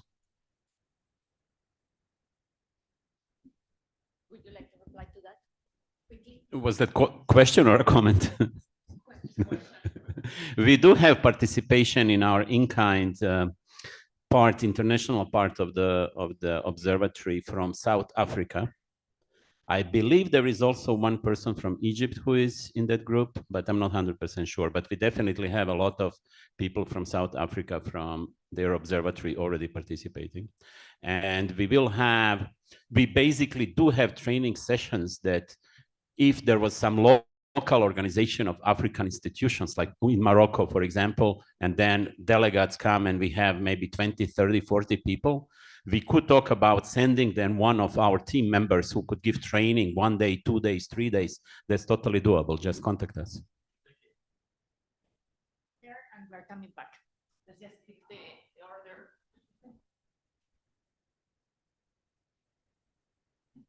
Yeah, following up on what Eddie has just said, I'm not sure that we have to worry about a journal per se, but two things I've learned from the last couple of days. First, we must not think in silos. And secondly, the meter and half-meter telescopes can make a serious contribution. So what I'd like to suggest is that after this conference, we set up some kind of portal where we can exchange ideas. As with every other walk of life, intra-African trade is pitifully underdeveloped. And this conference gives us an opportunity to develop ideas together, whether we're in Kenya, South Africa, Morocco, or Egypt. We need to develop our facilities in conjunction with ideas that are being developed elsewhere on the continent.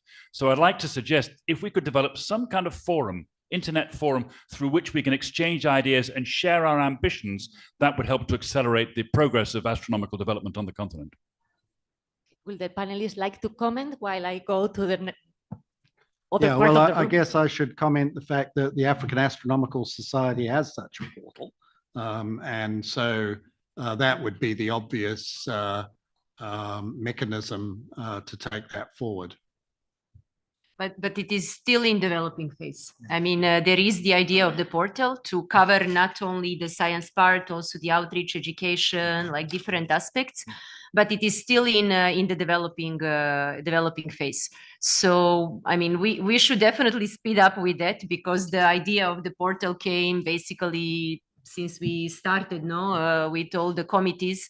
So it's been there for quite some time, but I mean, the number of people is very limited even under the secretariat. So the things not always go with the pace that we would like to see, But I mean, it's a great idea. I fully agree that we should, from this session, come up with something that gives some sort of result. And I think the small observatories that we have across Africa, many of the observatories face similar challenges, difficulties, especially when we come also to the part of the protection of the sky and so on. So definitely we do need to work more on bringing the efforts together. And so having somewhere where we can continuously communicate it will be really useful. Yeah. So we will definitely keep that in mind. And I think the fact that also there'll be proceedings from this focus meeting where people who have presented here will have the opportunity to put these in as a paper. And maybe it behoves the SOC to write a sort of conclusions about what came out of this meeting and recommendations for going forward. Yeah. Okay. Let me comment. Thank you. First of all, I think this is a very important endpoint and crucial really for us. Then in order to come to attention to the main topic is how we are going to collaborate. What will be the mechanisms? These are very important. The first one is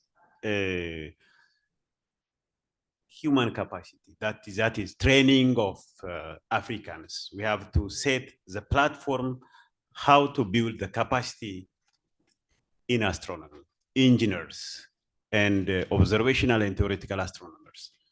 This is very important.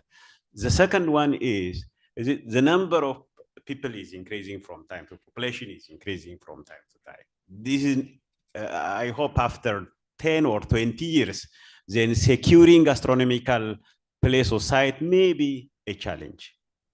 Then that is, we have to create a strategy even to secure sites at the same time also, and legislation to secure the society is also another important thing. That is, dark sky is a challenge, and also in many African countries there is a small observatory, but the challenge is human capacity, the expertise in the dark sky, and at the same time, urbanization is also another issue. So these are very important if you can bring and discuss together. And exchange of how for the development of astronomy in Ethiopia, we know how the effort of South Africans are assisted us, and especially Petri and David and others. Then the same thing, others can assist and exchange each other. That can be an important if you really to come together. Otherwise, proceeding and continues as usual may not be make a very strong astronomy in Africa. Thank you very much. Any comments? Yeah, I think that your point is very important. So, and I think that the exchange and information and the exchange in people is very important to develop the, how to say, the real collaboration inside the African continent. So, but I recommend that. So maybe you should start from the small step. Okay, so and he pointed out that some kind of forum about the information exchange between the each observatories. So such kind of activity is very important, and I think that's very appropriate to start to develop a real collaboration and a real exchange. So and also and I don't know, but it is difficult or not for the African countries, but it is very good to exchange students between institutes to institutes. So you can you do that? So maybe but universities, so different countries universities send that students, or they accept the students or something like that. That is very important to how to say grown up the students expertise. Yeah, that's my thought. I would agree with that. And I think there's an example set by the fact that South Africa has had students from other places in Africa come to do studies and finish PhDs. And, you know, anecdotally, they go back to, I mean, many of them go overseas, but many of them go back to their own countries and they begin astronomy groups. And that's been sort of quite successful in a number of countries in Africa. But if it became a wider thing of international, you know, having students go to the US or to Europe or Japan, then it would clearly foster that and grow the communities back in Africa. So my name is Darren Norman, and I'm the current, I just started as the president of the American Astronomical Society. I just wanted to thank the organizers because this was really, really useful, interesting, and I learned a lot of things about astronomy in Africa that I didn't know anything about. I knew a lot about the radio work in Africa, but not about all of the folks doing optical observations in Africa. So I want to thank you for that. I also just wanted to mention that, in fact, the American Astronomical Society, we publish our own journals. And in fact, we have a waiver program. It's actually underutilized. And so as you submit, you should ask about it if publishing is, if it's an obstacle, the money is an obstacle. Thanks for that. I can tell from around the world, publishing is becoming an obstacle for more and more countries. So definitely. Yes. Any comments? Well, I think, I mean, just to come back maybe to the last point regarding the trainings and collaborations, and I mean, the funding is always a challenge, you know. So there are definitely, I mean, we are trying our best, at least for the students to always find the possibilities, and early career researchers that they can travel, do their research visits and so on. But the funding is really a big barrier, So many countries are struggling with, in Africa, are struggling with the funding to send students, staff members, even for attending the meetings. And then if it is a longer period, for like research visits, and then if you constantly ask for the funding abroad, well, there are also many limitations. So we are trying our best. I think we are managing with the students to actually give them the exposure to the international community and collaborations, but definitely it's a barrier. I do think that there is, as Solomon mentioned, there is currently, you remember what I mentioned yesterday, that one of the primarily challenges is that many countries are starting from scratch. When you are starting from scratch, from zero, with all the development, starting from institutional, human capacity building, infrastructure development, and so on, with a very limited resources, human resources, beside all others, funding and so on, it is, of course, a big challenge, So very often we come here, we get different ideas, we see, oh, there are so many possibilities to interact and collaborate if we get in touch and so on. Then we get back to our day-to-day reality when you are merged in so many things and you don't even have time to actually get back and start one more thing, So please, here, I think this kind of meetings that brings people together, if we are motivated to do something,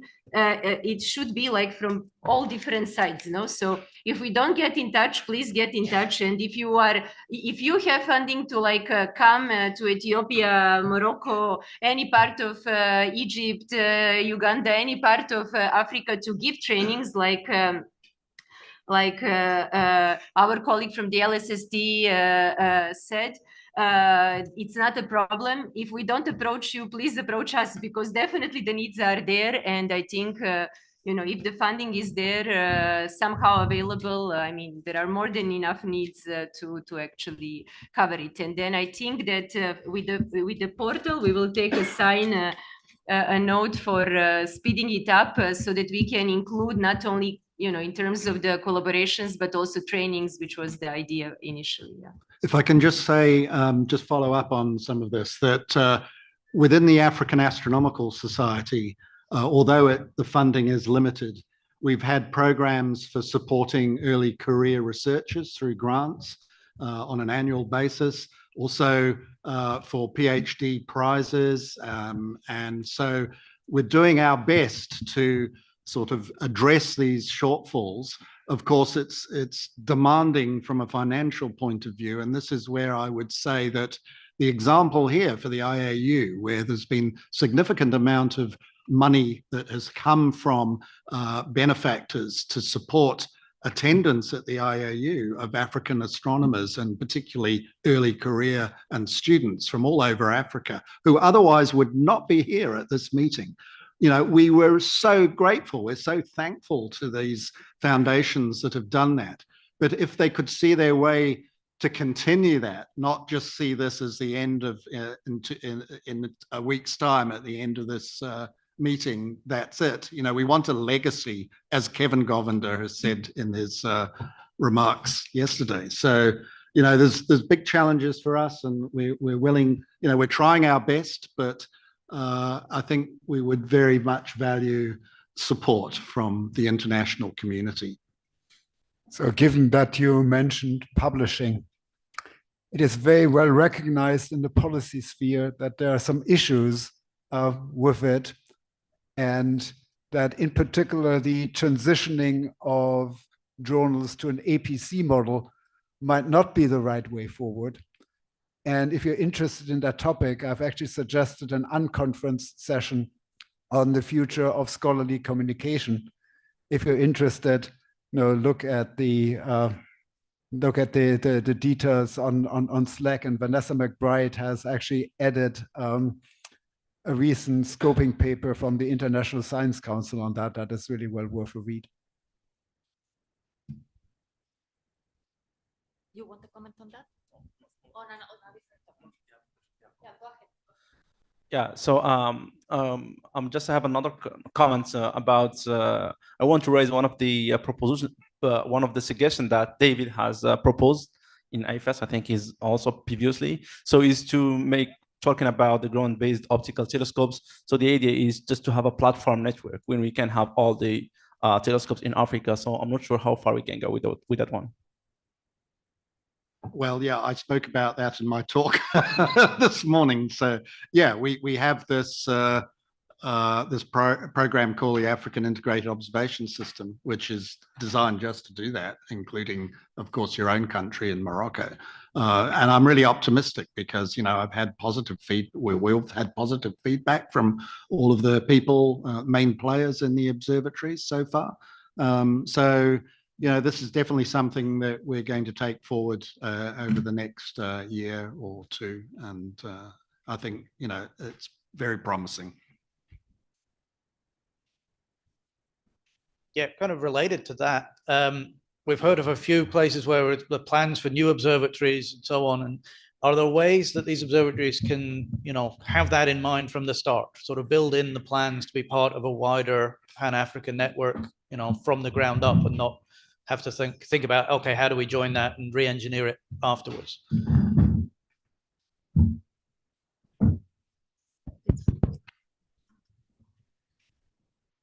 Since nobody else is raising a hand, I will just bring another topic. This has been asked. Oh, you want to comment on that?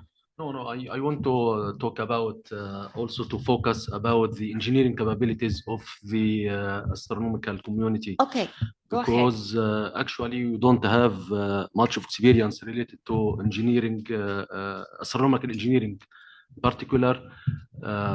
Especially we have a very advanced instrument in Egypt called the KFS, Qutamiya Faint Object Spectropolarimeter. And we had a problem related to optics in this instrument, and we have the company told us that the instrument is working very well, and we are put in stuck, and the instrument had problems related to optics. Then we were unable to know what's the problem of the instrument, and then after that we asked this company to repair the problem, and then they have a new focal reducer instead of the previous one that we was convinced us that it was working very well. So I want to focus about this optical engineering, and to foster these jobs in Africa in order to have some people working in this field of specialization. And also we are going to build our new large optical telescope, Egyptian large optical telescope, and we need a lot of experience related to engineering. And we need to know about the how to build our telescope and how to assign the optical parameters of the telescope, and which instruments that we have to do or to have to use in our telescope. We need the help of all African communities or astronomical communities all over the world to assign the best parameters of the telescope, our future telescope, because it's very important actually, and we don't have much experience related to this. Does anybody want to comment about that? Yes, a small comment from me. Yes, I think we already started discussion about how to build and how to put a big telescope in Africa, and where and how and for what science behind this telescope we need to do. It's clear that if we want to have a big project, you must follow the experience already done by Europe and elsewhere in the world to set up a regional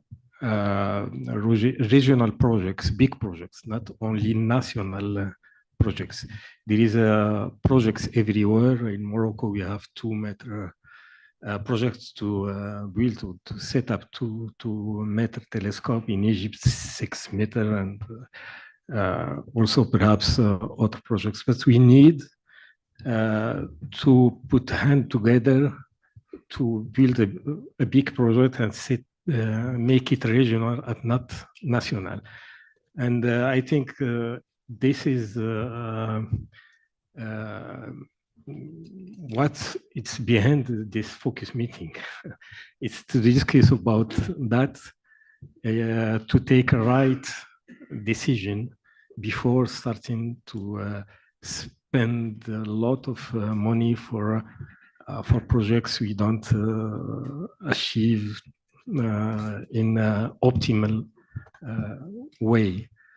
I think that to do that, the best platform we have is AFAS now, African Astronomical Society, and we need in AFAS to take on hand seriously this problem of a lot of small projects and a lot of telescope everywhere and don't working. I think we need effort in this area. Thank you. Okay, maybe I can ask the panel to just give some concluding remarks so that we can close the session and the focus meeting, because we are running out of time now. So if you would like to just go in order, just final word, just 1 minute. Maybe I have to finish this session or the focus meeting, but also we didn't mention anything about radio astronomy. It is very important also for Africa, and we are all willing to have radio telescopes in our African countries. And we have a meeting in the other room in this afternoon, and I asked the African Astronomical Society to adopt some things that can talk to African Space Agency to adopt this action in order to have some radio telescopes inside the other African countries other than South Africa, of course, and maybe they can have support in this point. And finally, I want to thank all of our scientific organizing committee for their help, and I started this focus meeting as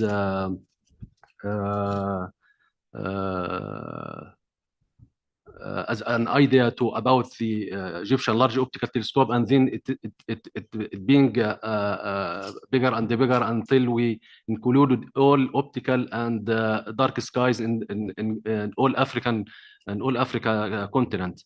So I want to thank all of them, and want to ask to thank all of the invited speakers that attended this focus meeting and make it successful, like we have seen today and yesterday.